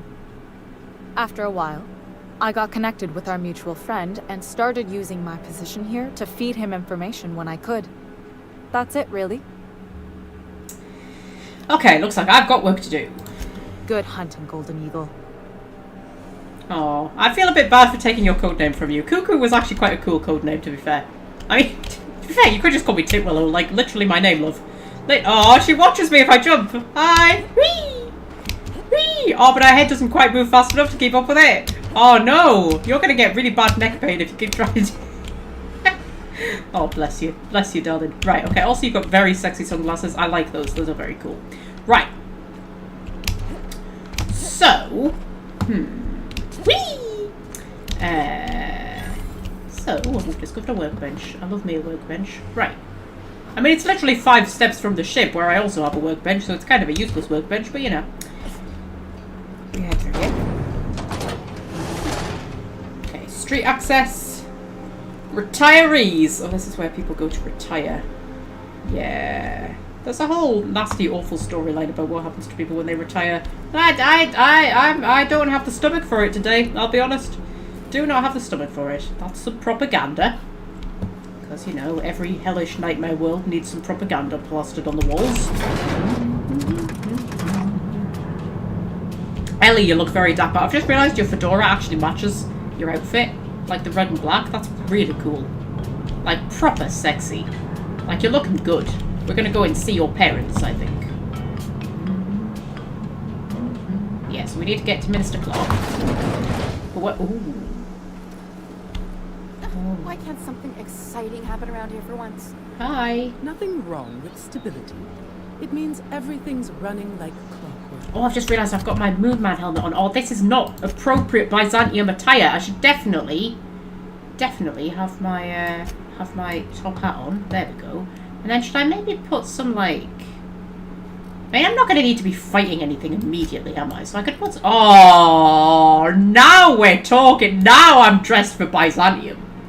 Yeah, this is my Byzantium outfit. Absolutely 100%. This is my Byzantium outfit. I mean, if a battle breaks out, I might need to switch it out. But, like, just for walking around the streets... This is it. This is it. Right. Okay, also I'm going to repair all equipped. There we go. And then I'm going to repair that. And I'm going to repair my Moonman helmet. We can't be walking around bloody Byzantium with that on. I mean, how, Nah, can't be doing that. There we go, that's much better. Right, okay, so... Don't you ever want a little fun? Maybe see a marauder ship get blown to bits overhead? What a thing to say. Everyone knows marauders can't fly. Okay, so this is where the rich lot live. The hoity-toity.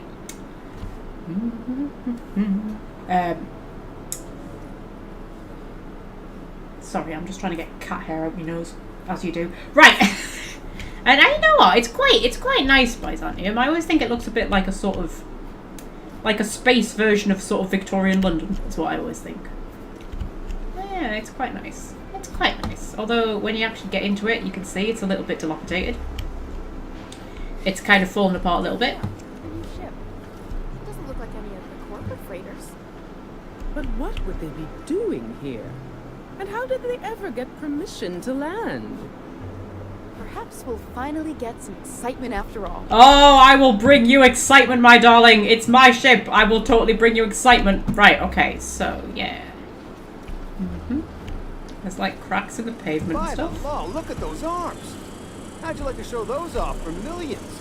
That's a creep who's trying to recruit me for his film. We'll go and do that at some point. But right now, I want to switch to... We'll go and do Ellie's quest. Because Ellie's quest, I think, is a little bit...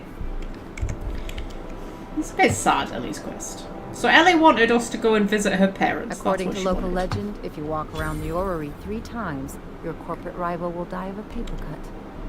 You think I'd get arrested if I climbed up on that to get a look at the gearings? Nah, probably just shot. Wow. Oh, that's so cool. Oh, look, it's a little thing of Halcyon.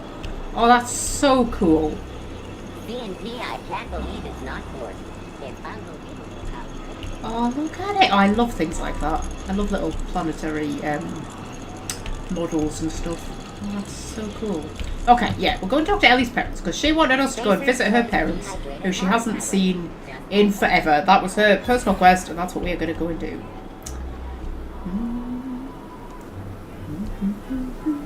We can. Oh, there's a little teacup, Cadence! Hi! Oh, you're so cute! Oh my goodness, you're the most adorable thing I've ever seen in my entire life, and I've seen Pavati. Oh, wow. You're so adorable. Oh, bless your little cotton socks. Right, okay, so we need to get across the river somehow. We could go across a bridge. That sounds like a clever idea. Citizens, today marks a monumentous occasion in the course of Halcyon history. After a deep and thorough examination of our budgets, revenue streams, and predictive models, we are publishing our yearly success report. Profits are soaring, promotions abound. Thanks to your continued hard work, Halcyon is healthier and more productive than ever. In the coming months, Byzantium will be sure to see the many rewards reaped from your diligent labor. Once we nail down the details, I can't wait to share what's in store. For now, my friends, keep up the hard work. Okay.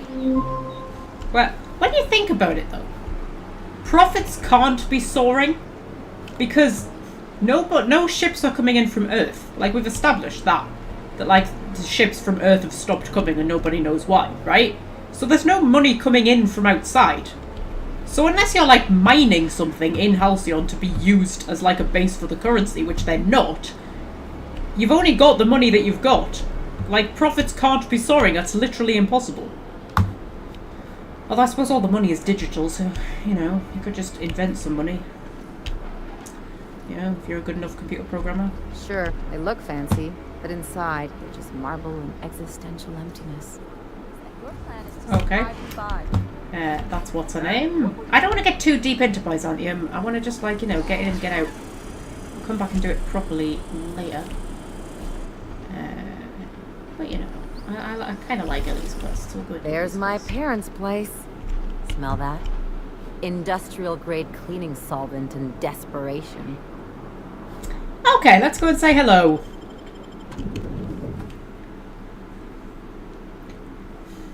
Thing is, she wanted me to act like a pirate, didn't she? She wanted me to be, like, really sort of coarse and rude and stuff like that. And, you know, like I'm a sort of lowlife. That's what she wanted. And I've come in dressed like that. So, like, yeah, this maybe isn't, like, quite the effect Ellie wanted.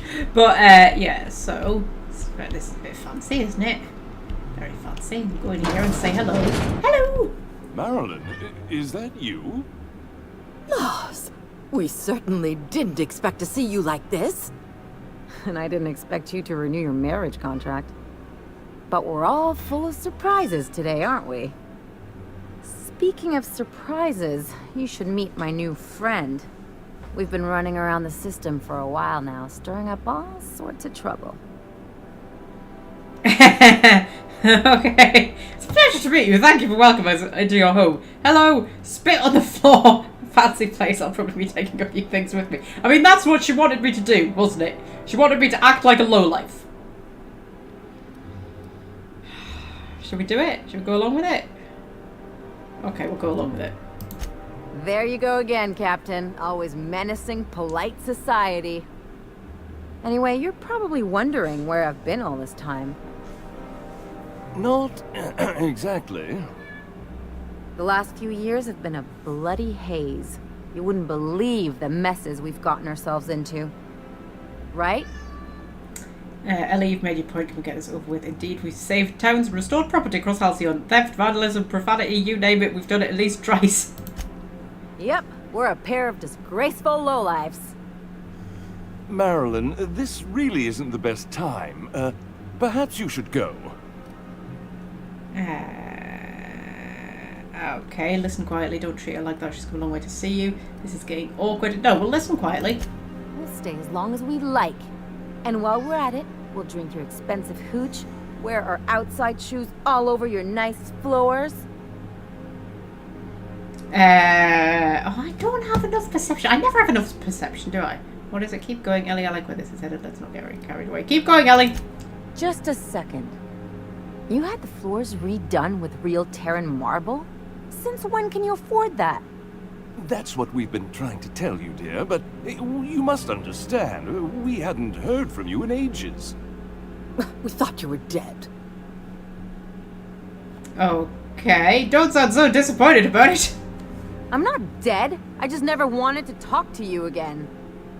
I'm afraid the distinction was lost on us, darling. Oh. Why do I get the feeling you people are about to apologize for something? We only did what any grieving parents in our position would do. We collected on your life insurance policy. And the payouts have been rather, substantial. You what? Oh dear. Okay. Talk about making lemons slap out with lemons. No, let's just listen quietly.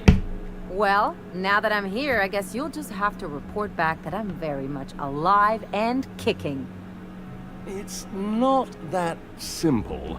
For one thing, we'd have to cut back on so many necessities. The neighbors would be sure to notice. Oh, Ellie. Oh, my little heart breaks for her. It really does. Why did you do that? We had to explain your disappearance somehow.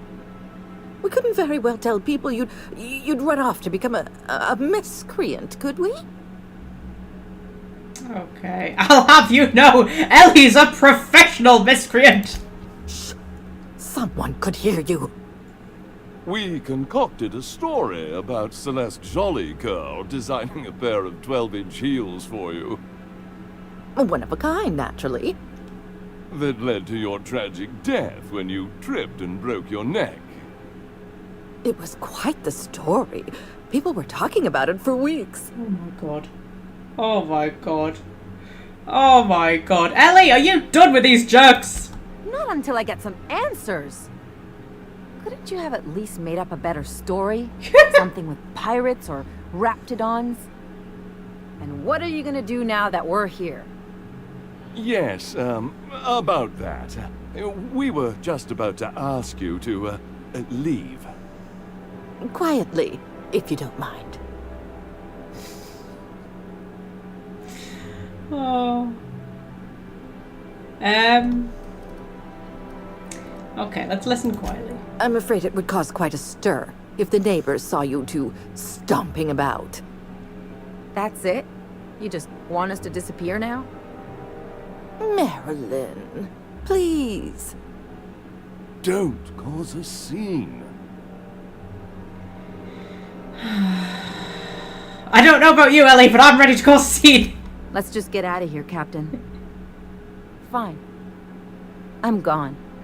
Forever this time. Okay. You alright, Ellie? Should we get out of here before we have a chat? Come on, let's go. Come on. I'm surprised Parvati didn't interject there, actually. I feel like Parvati would, like, proper give them a talking to. She'd be like, oi, you shouldn't talk to your daughter like that. I can imagine. But no, apparently not. Right, okay.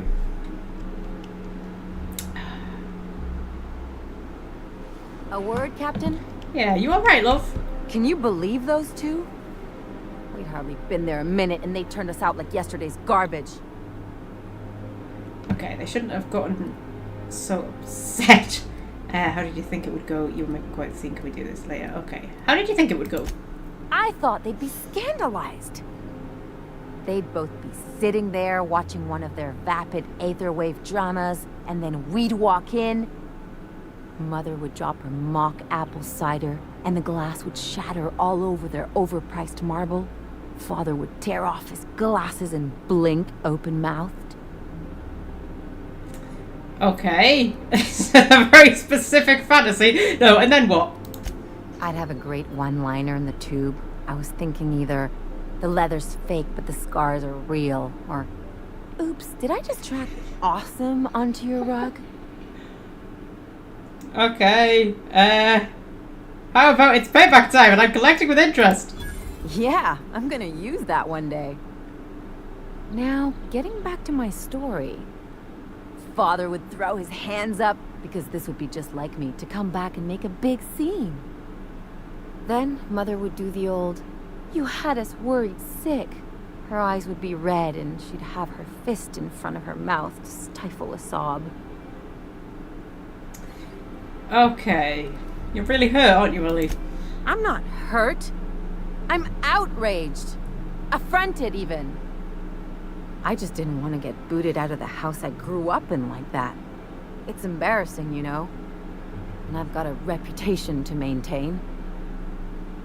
You see, this is what I mean. When I say the characters, the companions in particular, are so well written because none of them are what they appear to be on the surface. This is what I thought the first time I played the game. Everybody seems to be one thing and then turns out to be another thing. Nyoka seems to be just an alcoholic drug addict who just doesn't care about anything, and it turns out she's actually like a deeply emotional woman grieving over like the loss of her, well, people that she thought of as family, right?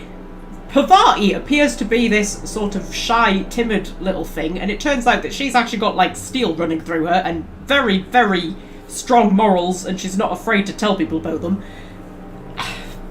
And Ellie is just like, she appears to be this like really tough pirate who goes around the galaxy just like, you know, being a freelancer and doing all of that stuff, and really she's just a little girl trying to get her parents' attention.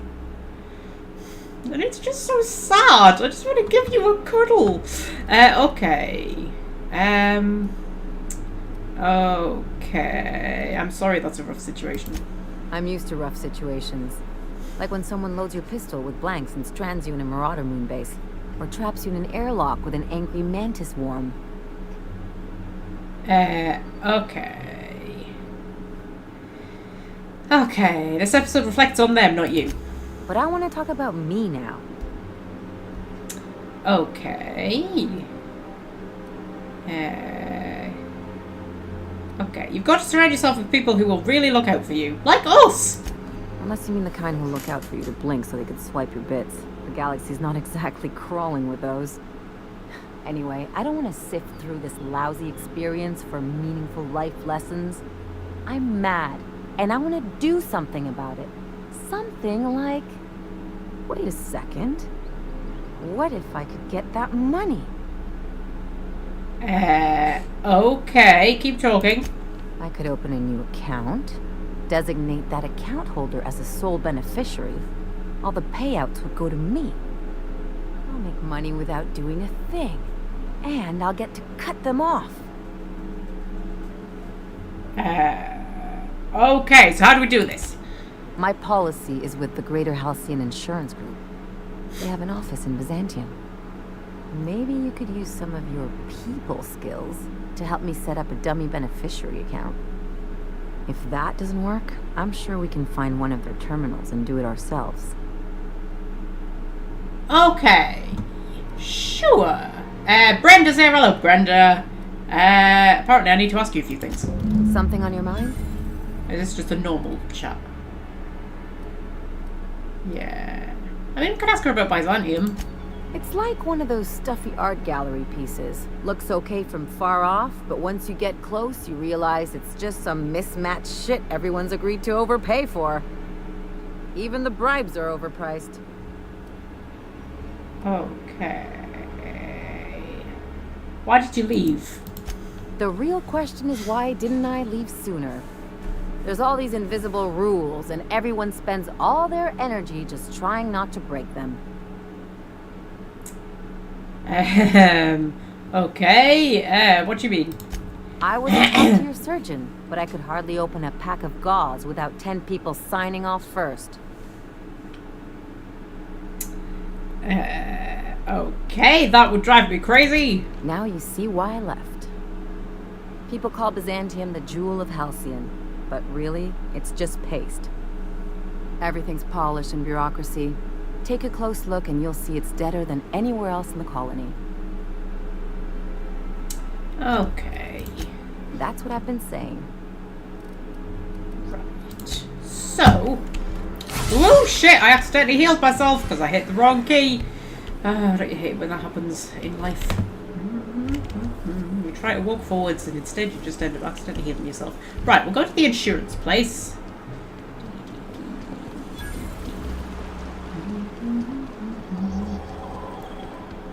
Alright, how does this sound? Rizzo's knocked you out.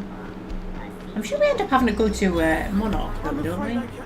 I'm sure we end up having to go to Monarch. The dissonance actually...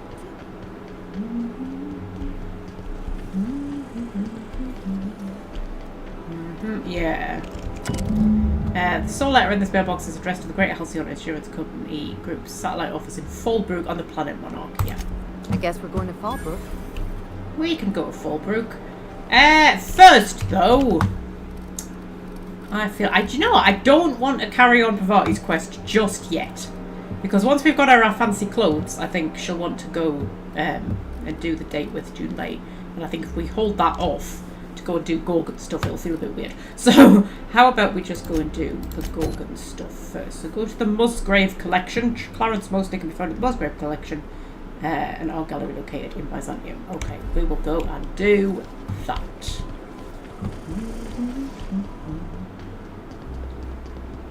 And then we can get back to Gorgon. Whee!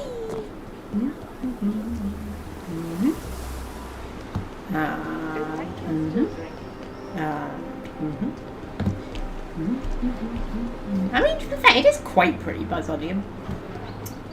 Reminds me a bit of Dishonored, actually. You must be joking. I think that what's the place in Dishonored called? The city. Yes. I can't remember what it's called, but it reminds me of that.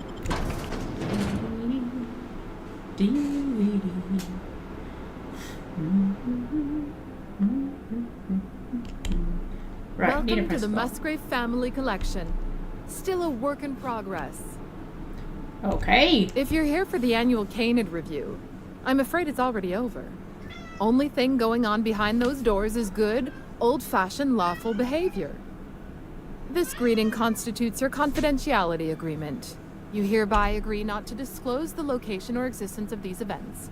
Thank you for cooperating. Okay. Sounds good to me. Oh, that's just so encouraging to hear. I'll just go ahead and add your comment to my permanent record. Now then, how can I help you? Okay, you are very beautiful for a video game character, I have to say. That is a very beautiful face. Whoever designed your face did very well. Right, okay. I'm looking for Clarence Mosley. Mr. Mosley is indeed attending our event, although I am disappointed to discover he did not officially enter his Canid La Place into our competition. You should find Mr. Mosley just inside the prep room. Head inside and take the door to your left. Okay, what's with all the secrecy of this place isn't exactly hard to find. We find that our clients enjoy the appearance of participating in illegal activities. Secrecy contributes to a feeling of indecency. This kind of thing's pretty common. Bijou's used to do a prison-themed night. Served fish sticks with tartarus sauce. Oh yeah, prison-themed night was the best. Plus, they gave away limited edition designer handcuffs. The Musgrave family collection was intended to be a gallery of fine art. And here we are, using this place to practice semi-legal canid shows. Scandalous, isn't it? Oh, totally. Yeah, you said this place was supposed to be an art gallery. What happened?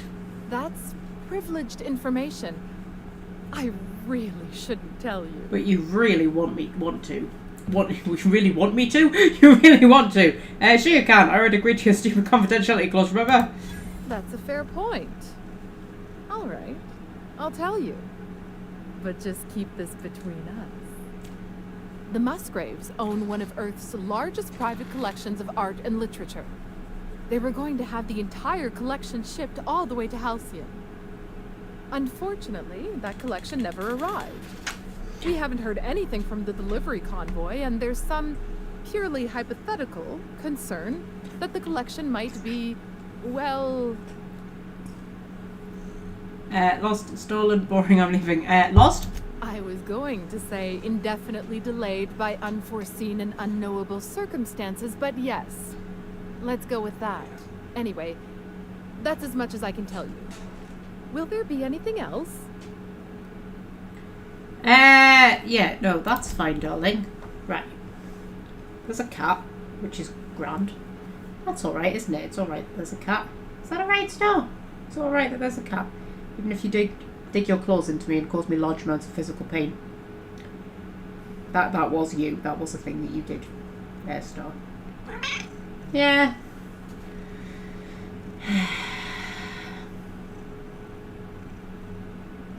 Look, we've gone up to 5 viewers. They've tuned in just for you, Stazzies. Just for you. Are you gonna let me, sneak in here? See if I can find Clarence Mosley. Ooh, this is a bit fancy. Oh, this is very fancy. Oh, I do like this. Oh, just hear me out. It's a brilliant idea. Is this about canid hunting? We've been over this before. It's a terrible idea. Canid hunting is the natural evolution of canid shows. No one's going to miss a few backwater laborers anyway. Oh my goodness, we are living in hell. Right, okay, so... Oh, there's a thing. Oh, there's a microphone. Oh. Oh, there's little canid. Oh, I want to go and see the little canids. Star. It's not canid hunting I object to. It's the impropriety. Oh. Since when do you care about impropriety? Canid shows are unlawful, and you showed up anyway. This is different. I just don't think we should be letting the lower class into Byzantium, even for fun. I mean, I'm pretty sure I'm the lower class. Pavati is definitely the lower class. And you've let us into Byzantium. So, oh shit, I've gone into slow down time mode. Oh no, Star, that was your fault. That was definitely your fault. Really, sweetie. Right, okay. So, stop biting me. You don't have to be scared of these canids, Captain. I don't think they're gonna hurt you. Pavati, did you seriously just suggest that Titwillow might be afraid of something? Think very carefully before you answer there, Pavati. Did you seriously just suggest that Titwillow might be afraid of something?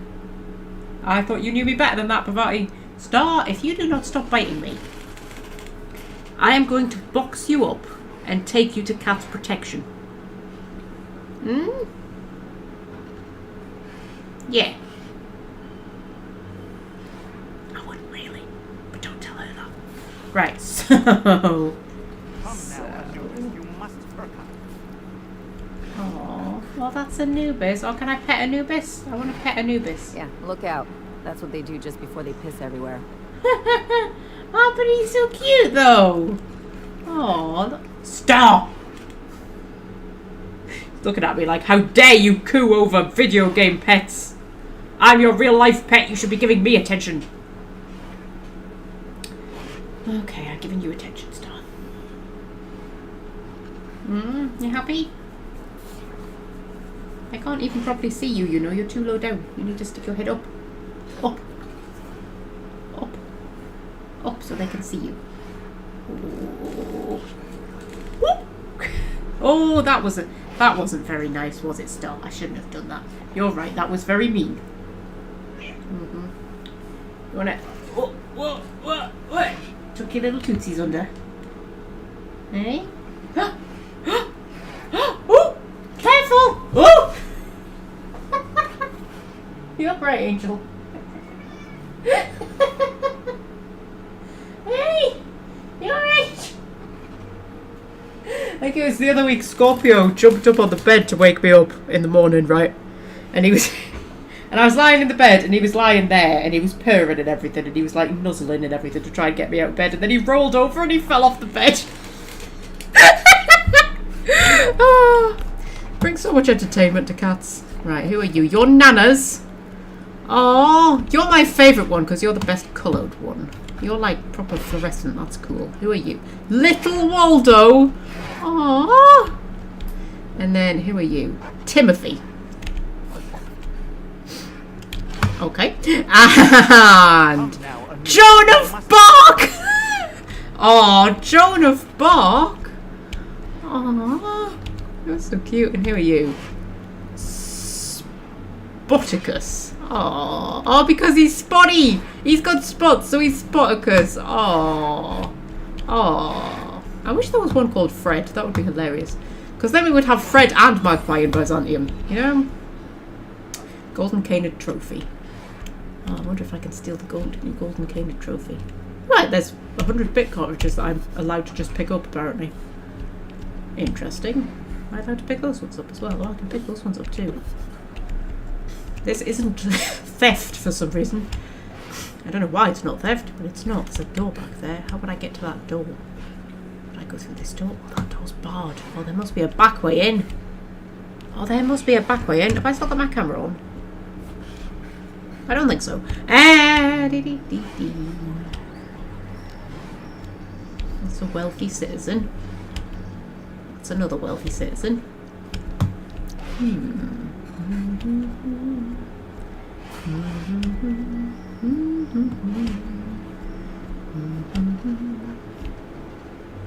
Oh, there's a door over here. I know we're supposed to be going and talking to a guy, but I just want to see if I can nick the trophy. I mean, nicking the trophy might actually be like one of the quest objectives. I don't know. I cannot remember. Going down into the depths. Down into the depths. We're allowed to be here? Oh, there's bad things down here. Is it robots? Oh, it's robots. Technician's keycard. I can hear tapping. Is that just mechanical or is somebody like trapped? That's a bit creepy, I'll be honest. Oh, bypass shunts and things we need to pick up. Oh, that's cool. And a thing I can pick open. If they didn't want to tempt us, why'd they lock it up? Well, exactly. Well, exactly. Me and you. What's that? Oh, that's spring left down. Nice and easy. I don't know if I really want to be in here yet. I mean, I never want to miss an opportunity to smash some robots. And Olympia is my robot smashing hammer. And she sort of, ooh, she needs to be, you know, reassured that there's still a place for her in my heart since I adopted Ruby Mark III. Mess him up. Oh wow, you're a tough little robot. You're a tough little robot. Not that tough though. Oh, listen to the dramatic music. Oh, that music's sexy as hell. Right. And slow down time. And boop. And boop. And boop. And boop. Whee! He flew! And we got a level up. Well, that's very exciting. Oh, my tab key's stuck. Why's my tab key stuck? Because it was being jammed by my laptop. That's why. Right. We were going to get determination going up, weren't we? What about inspiration? Inspiration's not quite as good. Although, increases the damage inflicted by your companions. That increases the maximum health of your companions, which I feel like is better. I'm just going to keep putting into that, to be honest. I feel like The Outer Worlds is one of those games where it's better to just, like, throw all of your points into a very few number of skills, rather than try and space it out. Oh, there's the technician's card.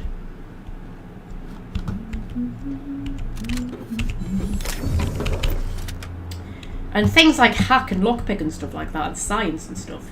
To be honest, you probably don't need them that much because your companions can always boost them for you. So, anyway, completed. Scheduled annual sanitation and repair Musgrave family vault. 1. Applied Kindapine-scented floor wax. Appraised area in accordance with Byzantium aesthetic standards. 3. Relocated garbage. 4. Installed anti-dissident automechanicals in order to ensure moral and civil hygiene. 4A. Note, tampering with, altering or otherwise disabling moral hygiene automechanicals is strictly prohibited under board regulations. 5. Delivered company complimentary mint. Okay. So,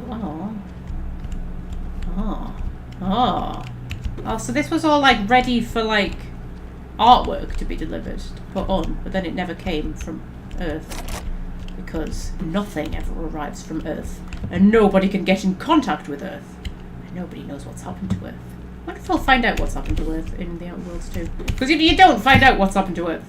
It's just like Earth have just gone quiet and nobody knows why. Nobody has a clue what's happened to Earth.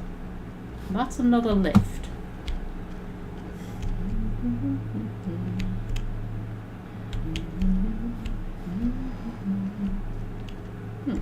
Now the door to here.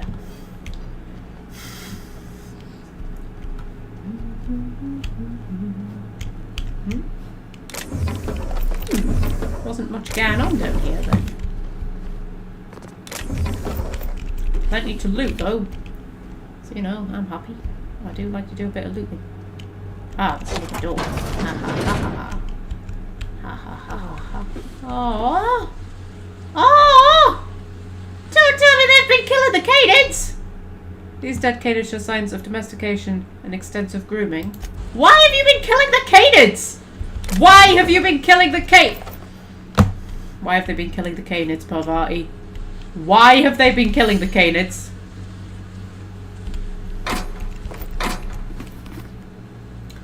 Well, like, just why would you do that? Why would you do that? Okay, okay.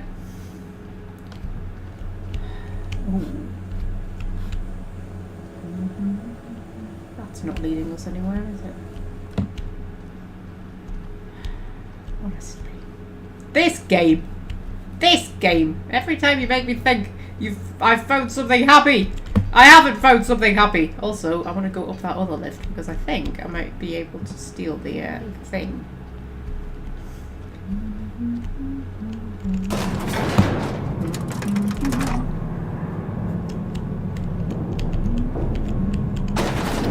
Yep. I just like nick it. That's not. It's not even stealing. It's. You know, stealing from these assholes is its own reward. Yeah, but it's not even classed as stealing. Like, it's not. I just took it. It was fine. I just took it. And everybody can see me, but apparently it's fine. I can't hack that. Wow. 150 hack? No, I can't hack that. Okay. I just took it. It's gone. I have a feeling that's what Clarence Mosley was going to ask us to do, but I've already done it. So. Come now, Anubis. You must hurry. Hello, Anubis. Hi.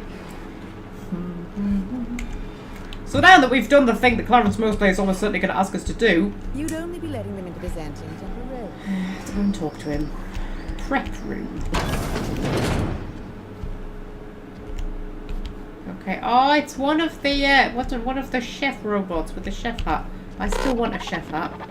I really want a chef hat. Can I have your chef hat? This unit has been programmed to provide a selection of marginally subversive repartee. Oh, okay. My favourite kind of repartee. Let's hear it. Now loading banter protocol. Indecency ratio set to 15%. Did you know that Orville Schuyler feeds his canids discount salt tuna? Scandalous. Oh, so pleased I talked to you. You're cool. What do you think my indecency rating is on these live streams? I think it's like 75%? 80%? 85%. 90%. I do think we have a 90% indecency rating. I think probably. Right, okay, let's go and talk to Clarence Mosley. Hello, Clarence Mosley. Do you know the interesting thing about canid shows? No,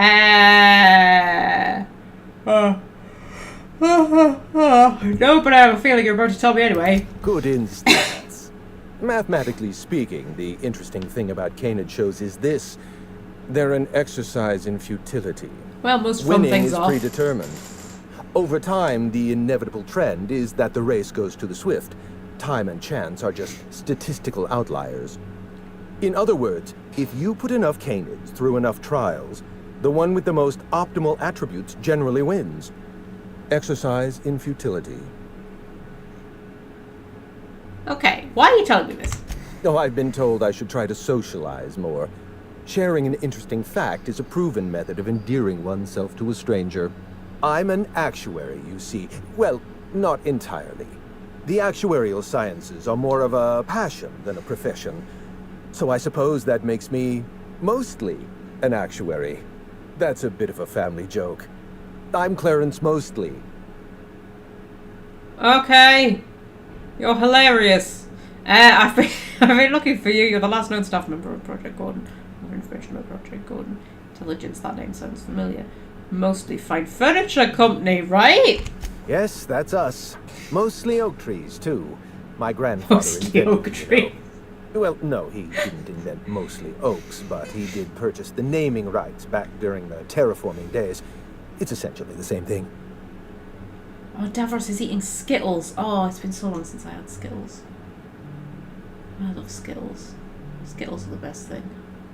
I love things that are brightly coloured. I love M&Ms and Smarties.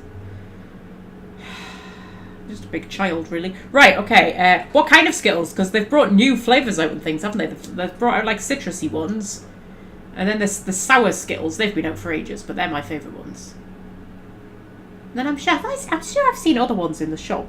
Because there's the red ones in the red packet, which are the normal ones. Ones in the green packet are the sour ones. There's an orange packet that's the new citrus ones. And I feel like there's another one.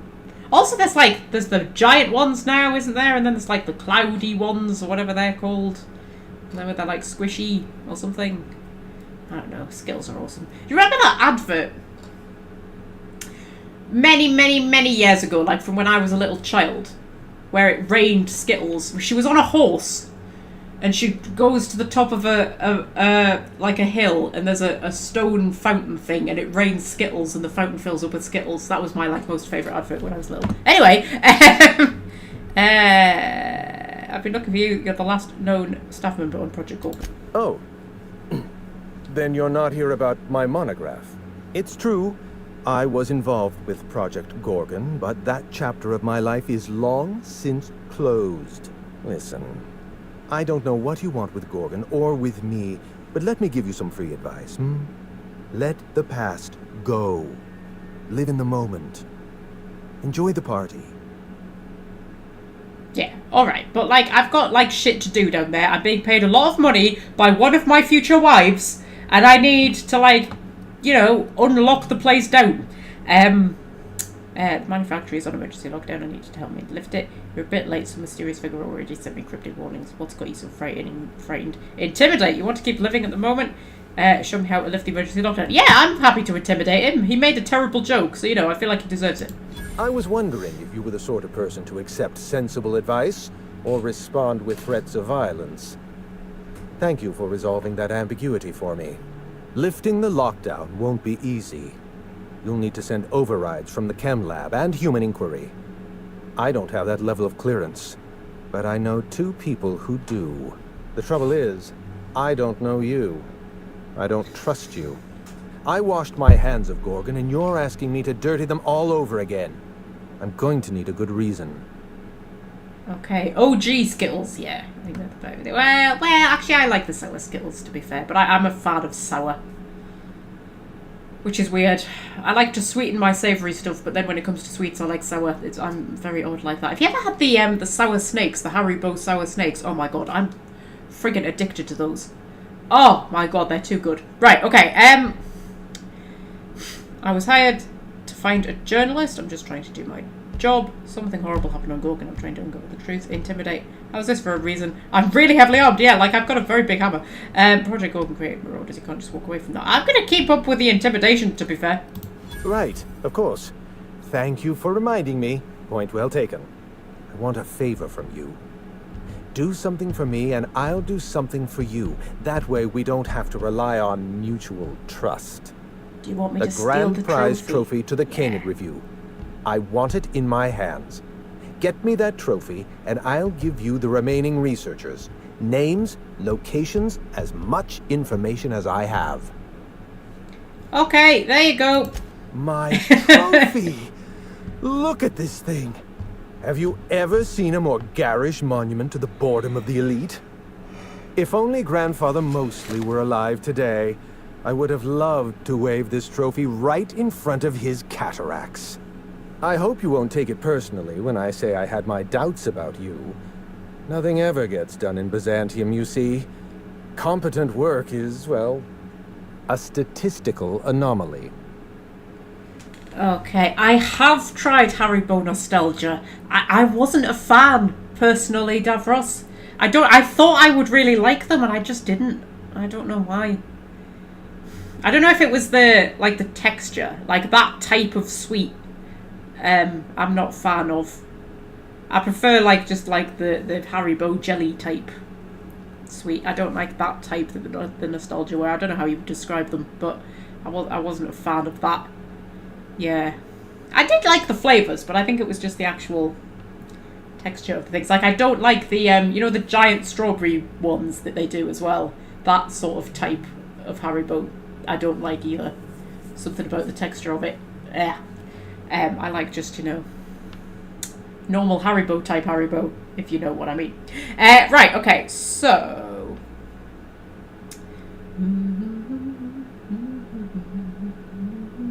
I did like the flavours. I do love a bit of rhubarb and custard. I remember when I was little I had a massive jar of rhubarb and custard boiled sweets. Oh, they were the best, man. Anyway, okay. Names and locations, Clarence, I don't have all day. Lifting the emergency lockdown requires overrides from the Chem Lab and Human Inquiry. Access to those facilities requires authorizations from 2 senior-level researchers. Marion Blakesley, Jasper Lowe. They went into hiding after the project collapsed, but I've managed to calculate their last known whereabouts within a reasonable margin of error.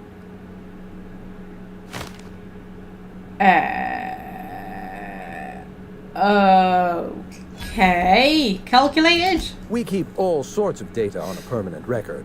Spending habits, dietary restrictions, movement. Finding a person is no more complicated than solving an equation. After the project shut down, I had to keep my mind occupied. I worked on my actuarial tables, calculated the average lifespan of a Spacer's Choice worker, that sort of thing. I realized some of the researchers had to be alive. I ran some numbers, did a little research, and concluded that the 2 most likely survivors are Marion Blakesley and Jasper Lowe. Okay.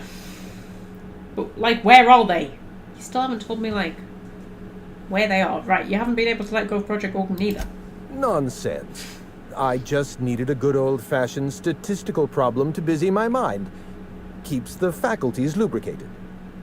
Yes, I like my faculties lubricated as well, Clarence. Gotta have lubricated faculty.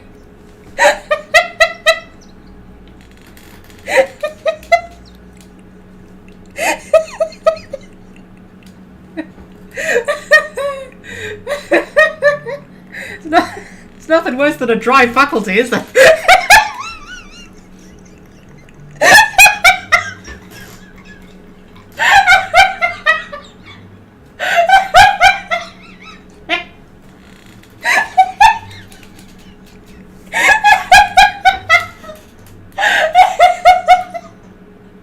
Oh, I do make myself giggle sometimes. Right, okay.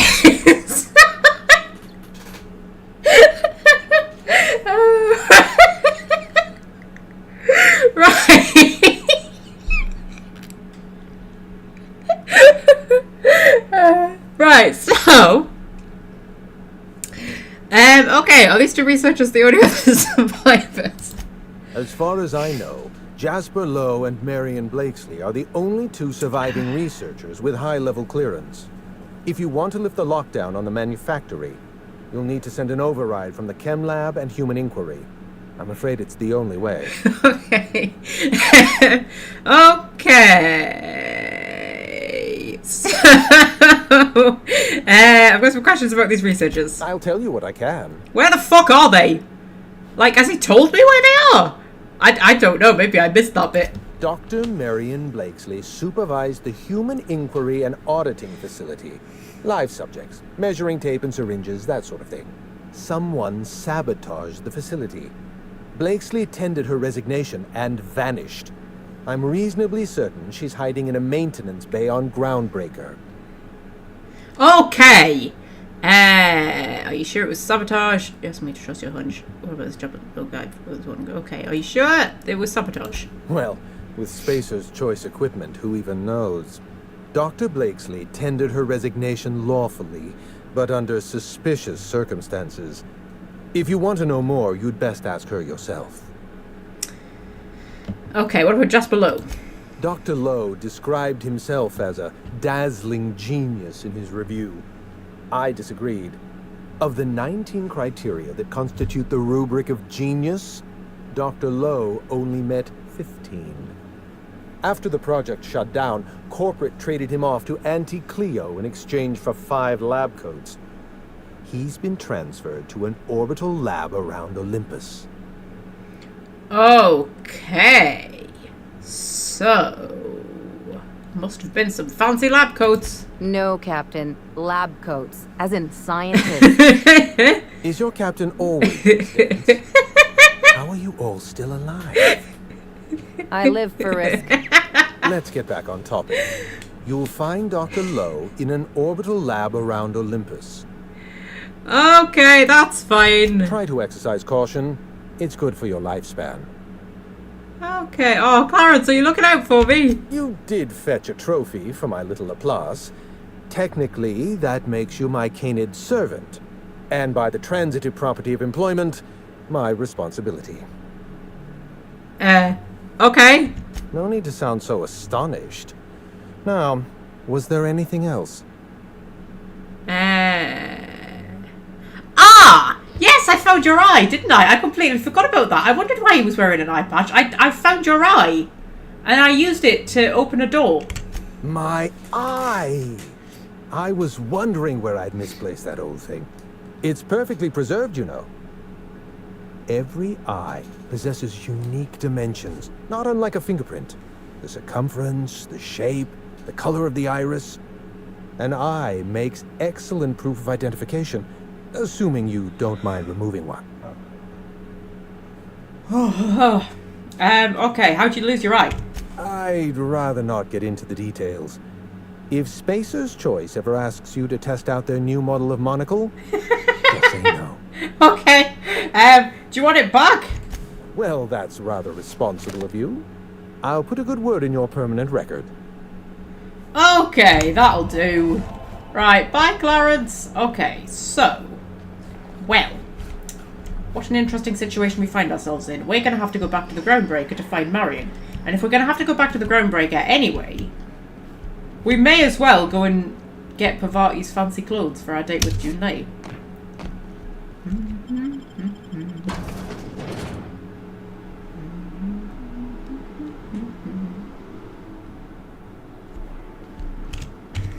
Since we're here.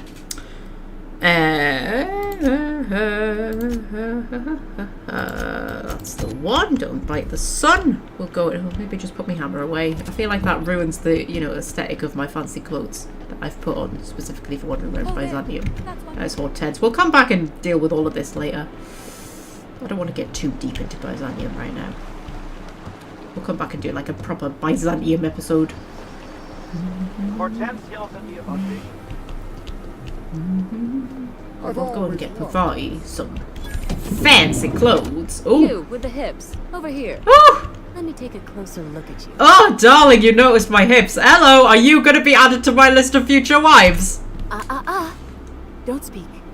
Hold that posture for a moment while I admire you. You have a natural contrapposto, my dear. Oh, don't I just... The way you rest your weight against your hip suggests a certain rugged charisma possessed only by the mighty primal and the well-traveled spacer. Splendid. I love it. Okay, that's me, rugged and well-travelled. There it is, the most pretentious thing I hear all day. No, that's me, rugged and well-travelled. Celeste, you've done it again. I knew from the moment I laid eyes on you that I'd found my muse. Yep, this is like wife number 5. I'm Celeste Jolicoeur, and you, my dear, are exactly what Byzantium needs. I mean, how many wives am I up to now? I'm going to marry Nyoka, I'm going to marry Catherine, I'm going to marry Minnie, I'm going to marry Lilia. Yeah, this will be number 5. Celeste is number 5. Okay, we're up to 5 wives that Titmillow's going to have. That's fine. Okay. Are you trying to sell me something? It's like you read my mind. Well, Byzantium needs to be taken apart bit by bit. No, it's like you read my mind, darling. Darling, you and that brutish swagger of yours have been on my mind the moment you stepped into my studio. I'm working on a new line of clothing that will shock this city to its core, and I'd like your help. What do you say, my dear? Care to make history with me? Sounds like fun. Count me in. You've got pretty high pity of someone you've just met. What do you have in mind? Yeah, no, count me in! Marvelous! You and I are gonna wake this city up like a cold splash of wine to the face. What I need is a survey of the outside world. What does the common laborer wear? How do the wild-eyed madmen of Monarch dress themselves? I've heard rumors, but I require samples. Also, I expect you to model for me. Oh, Celeste, I'll model for you any day of the week, darling. Okay, any excuse to admire my looks. Can't blame you. What's the benefit of seeing me wear it? I'm not much for modeling. No, any excuse to admire my looks. Oh, you cad. You'll be the talk of Byzantium once I'm done with you. I'll need you to model for me the following. The apparel of an iconoclast, the armor of a marauder, and a full ensemble of spacer gear, helmet included. And when I say spacer gear, I mean an outfit worn by real spacers. None of that garbage spacer's choice pedals. No tall shoes, though. I mean it. You have the bearing and demeanor of a born model. You're going to absolutely murder this job. Okay. I'll see what I can do, I suppose. Fabulous! I can't wait to see what you dredge up. Okay. Well, before we do all of that, my engineer's going on a date and she needs an outfit. You don't gotta be so forward about my reasons, Captain. Let me get a good look at you. Turn around, please, darling. My word. Such muscular shoulders. You're a vision, dear. I am no such thing, ma'am. Nonsense. You're absolutely lovely. Chin up now. I have just the thing for you. Let me do a back-of-the-envelope calculation. Materials, labor, licensing and copyright. There. Oh, 6,000 bits. She's an engineer. You think she can afford that? She needs to impress her true love. I'm not intimidating her. Yeah, did you actually measure her for this outfit? Darling, do I look like an amateur? I read her measurements by eye. And don't you ask, because they're no one's business but her own. I love Celeste. I love Celeste. Do you know what? I'm going to pay you the 6,000. It's fine. You can have all my money. Just take it. I'm not bothered. I'd literally said before that I keep looting all of this stuff and selling it and then never buying anything. Just take the money. It's fine. Now stand back. Back. I'll enter the settings and get these machines spinning. You'll be broke to bespoke in nearly an hour.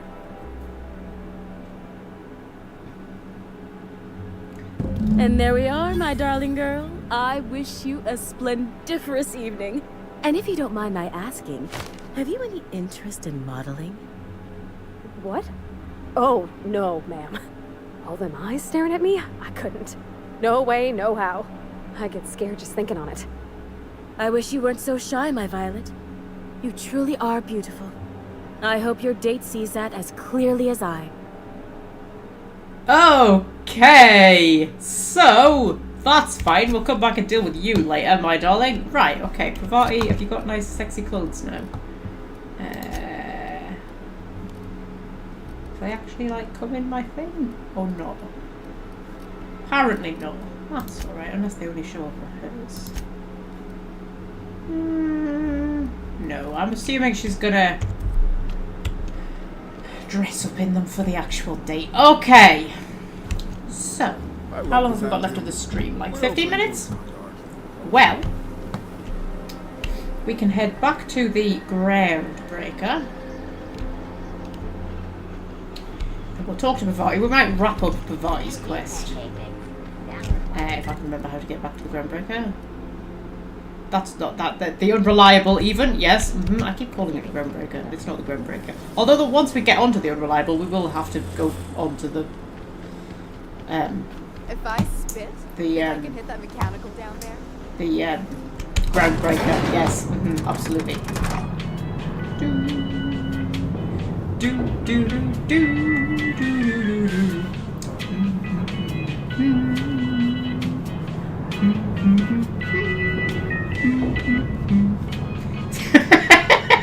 I just stood there while Titwell was just headbanging to the music.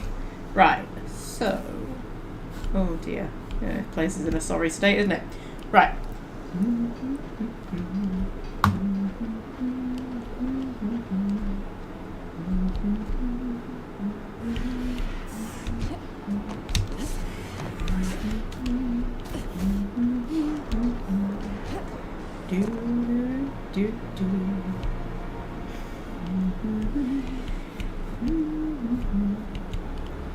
Right.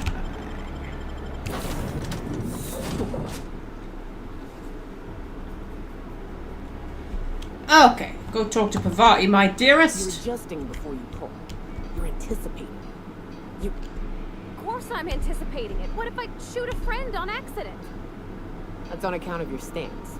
You want to lean into it. Embrace it. Work with it. You're in control here, Parvati, not the gun. Don't let a hunk of metal jerk you around. You've been around powerful machinery all your life. You're always in control, right? I guess that's kind of like when the filler's shooting 600 cans of near molten cell tuna down the conveyor while I'm trying to tune a belt. Here, stand like me. Just so. Hips square. Lean forward a little. It's just equipment, and you're just an engineer using it. Ah! Okay. We'll try again later. You'll get it. I promise.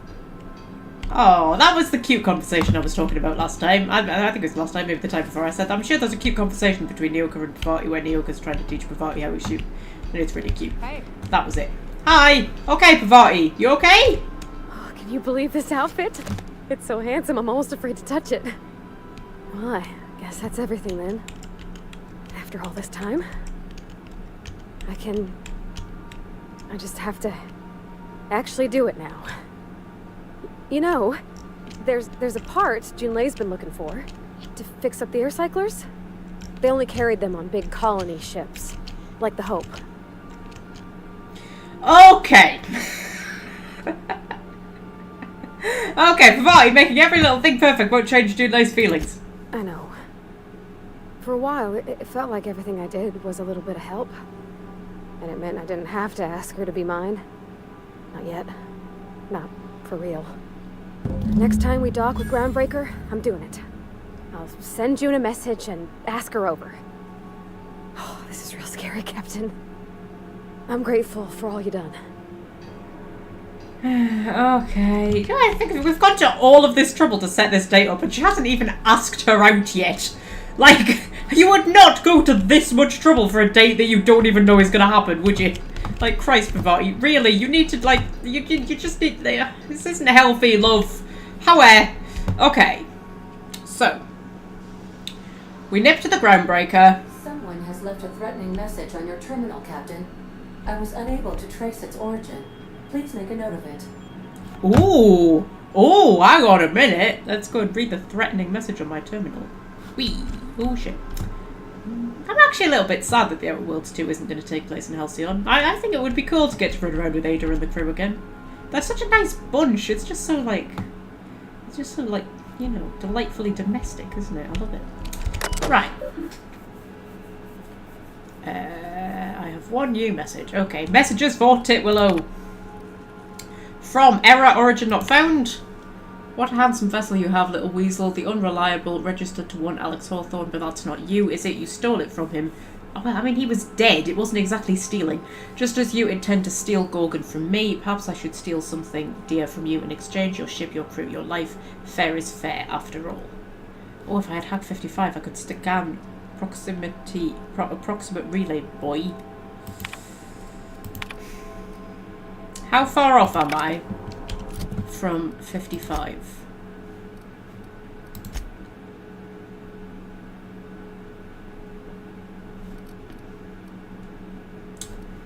I'm up to 30. That would get me to 37, although I think I've got a boost, haven't I? Right, so that gets me up to 44 because I've got the perk that like boosts any armor stat. So I need 6 more.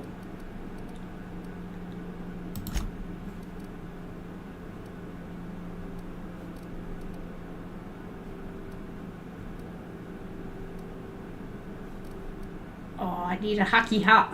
I don't have a hacky hat.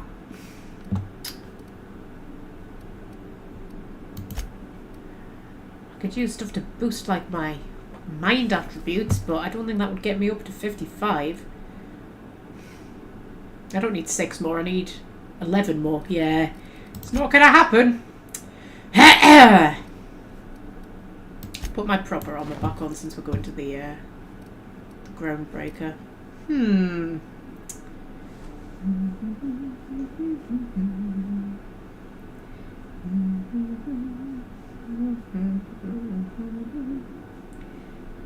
All this build up for a totally chaste date. She's not into the whole sex thing, Fred. Not everybody is, alright? Just because me and you are... What's the word I'm looking for? I'm getting miscreants. Miscreants isn't quite the word. What's the word I'm looking for? I don't know. Sex-obsessed lunatics. It doesn't mean everybody is. It's about love, Fred. It's about romantic love. Also, she has a really unhealthy obsession with Junlei, and I'm telling you, it's not going to end well. Right, okay, so, yeah, we'll head to the Groundbreaker.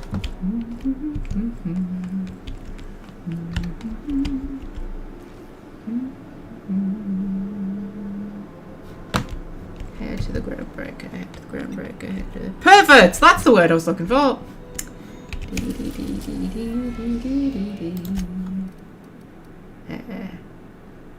Oh, the auxiliary maintenance bay. That's where we would be going to get, what's her name, Marion. We'll just go and dock at the Groundbreaker. We've arrived at the Groundbreaker. Okay. So, do we actually have to, like, go onto the Groundbreaker? Or can we just be like, hey, Parvati, you want to invite Junlei over? I'm going to put a proper save in, actually. Hello! Alright. She's on her way. How do I look? I mean, you're still dressed in Ellie's clothes. You gotta put your fancy clothes on. You're okay. No, you look terrific. Oh, my hands have finally stopped shaking. All right. Deep breath. Here I go. Okay. Oh. Okay.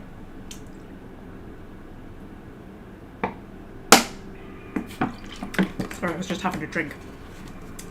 I have to go and check in on the date, which is a weird and creepy thing to do, but it is my objective, so just wander past nonchalantly and see how it's going. You can imagine all of us just like poking our little heads around with doors to see what's happening. Is everybody in their rooms?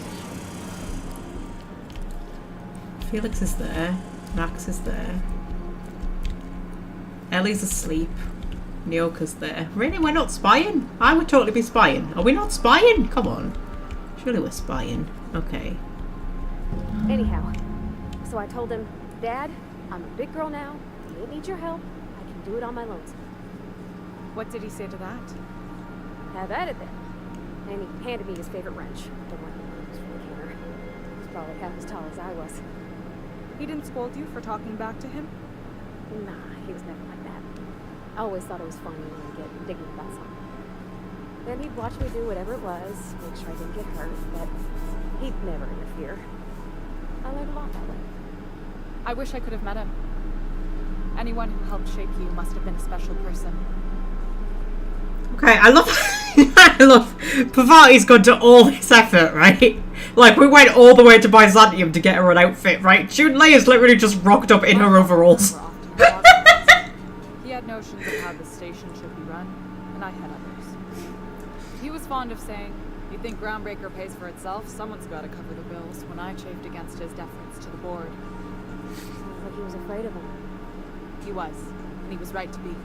Didn't mean I had to like it. Okay, but you see, that's because Junlei is the older and more experienced one. Pavati's like, you know, young and naive. This is her first love and everything. And she's like, oh, I must get dressed up and everything like that. What about you know. Mama? I don't mean to pry. You just heard me mention her, and I've been wondering. She passed when I was small. Taught me how to change a fuse on her deathbed. Even sick, she was patient with me. She kept exhaustive journals of my childhood, my father said. Like she was A/B testing child rearing. Must be you got that exacting nature from her. Exacting is a kind way to put it. Inflexible, my father would have said. Bull-headed, cold. Okay, yeah. Also, Junlei has seriously got, like, issues. Like, you know, there's a lot of childhood trauma going on there that she's just, like, spouting out on a first date. Like, oh my god, this whole thing is so weird and just, like, disastrous generally. Okay, let's just exit the unreliable then. This whole situation makes me so uncomfortable. Like, really. Like, it's just not... It's just... honestly, okay.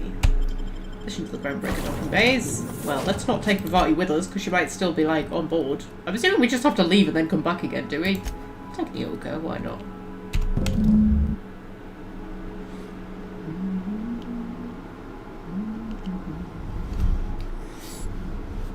Okay. I mean, and then are we meant to just go straight back in? Is that what we're doing? Are we just going straight back in?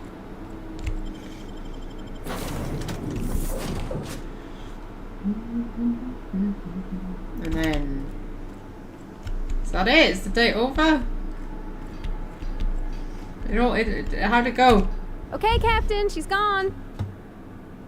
Okay. I want all the details before I say anything. I want to be clear that I'm done running around for you. Great. Something broke while you were busy. You best get to it. Okay. Did it go well? I'm near about vibrating. I'm so excited.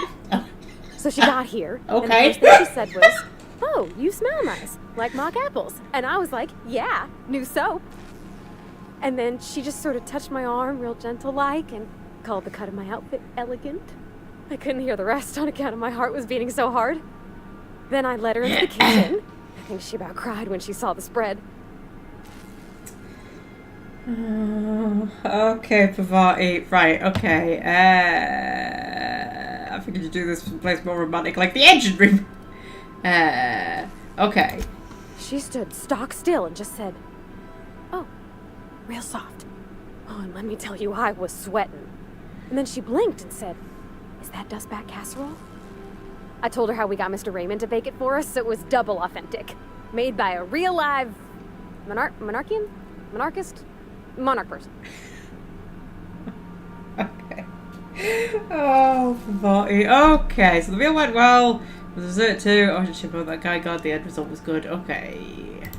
Well, we talked a bunch over dinner about the things we learned just through messages, stuff we repaired, how I taught her to salvage and she taught me to build. When I brung out the sweetheart cakes, June, she got a little teary, said she had a thing she needed to say. But I stopped her because I wanted to say it first. I never felt so bold, Captain. Okay, and? I told her about how she made me feel. Bold like I acted, strong, smarter and kinder than I am on my lonesome. I listed all the things I liked about her. And then she pulled out a paper and read a speech. Oh my fucking God. She talked about the things she admired about me, like my cleverness and humor, and how it made her want to be more open. This is weird, right? I cannot be the only one who thinks this whole situation is weird. Right, okay, so she wrote a speech to declare her love. She was worried she wouldn't get the words out right, especially after that message about Isabel. It's sweet. Anyhow, when she wrapped up, I asked her to be my girlfriend. And Captain, she said yes! Okay! Okay! Oh, I can't ask her about her disinterested physical affection. Which is interesting, but it's very sweet. It's all on your account, you know. Imagine if you'd never taken me out of Edgewater. I'd have never met Junlei at all. That might have been for the best, to be honest. I don't know nothing about the Vicar's capital P plan, but you've sure changed my life. So, if you don't mind, I'm just gonna head to my cabin and happy scream into my pillow for like an hour. Oh my fucking God. Oh, Christ almighty, oh Pavati. You'll learn. It's alright. It'll all go tits up. It'll all fall apart. Junlei is a damaged individual and you are young and naive and it's all gonna... shit's gonna hit the fan and you're gonna be heartbroken, but then you're gonna come out of it and you're gonna be older and wiser. That's what's gonna happen. It's alright. We'll be here to pick up the pieces, Pavati. Christ all flippin' mighty. Jesus. Right, okay. Okay. Okay. Okay, so that's sort of the perfect place to wrap up. We have like a minute left of the live stream officially until we hit the 4-hour mark. So we'll wrap things up there, I suppose. That's a good place to end. And next time we will head off to find the people that we need to find, to get the whatsits that we need to get, to open the doors that we need to open, so that we can get into the places that we need to get into, so that we can open other doors that we need to get through, so that we can get into the place that's locked down, so that we can find the journal that we need to find, so that we can eventually make Minnie one of our wives. That is that is my ultimate goal. So next week's live stream will be on Saturday at the usual time of 3:30 GMT. And I suppose until then, what was I going to say? I suppose until then, I shall say farewell to you, my lovelies. Yeah. That seems like that. Yeah. Yeah. Bye, guys. Bye. I'll see you next week at the same time. Bye.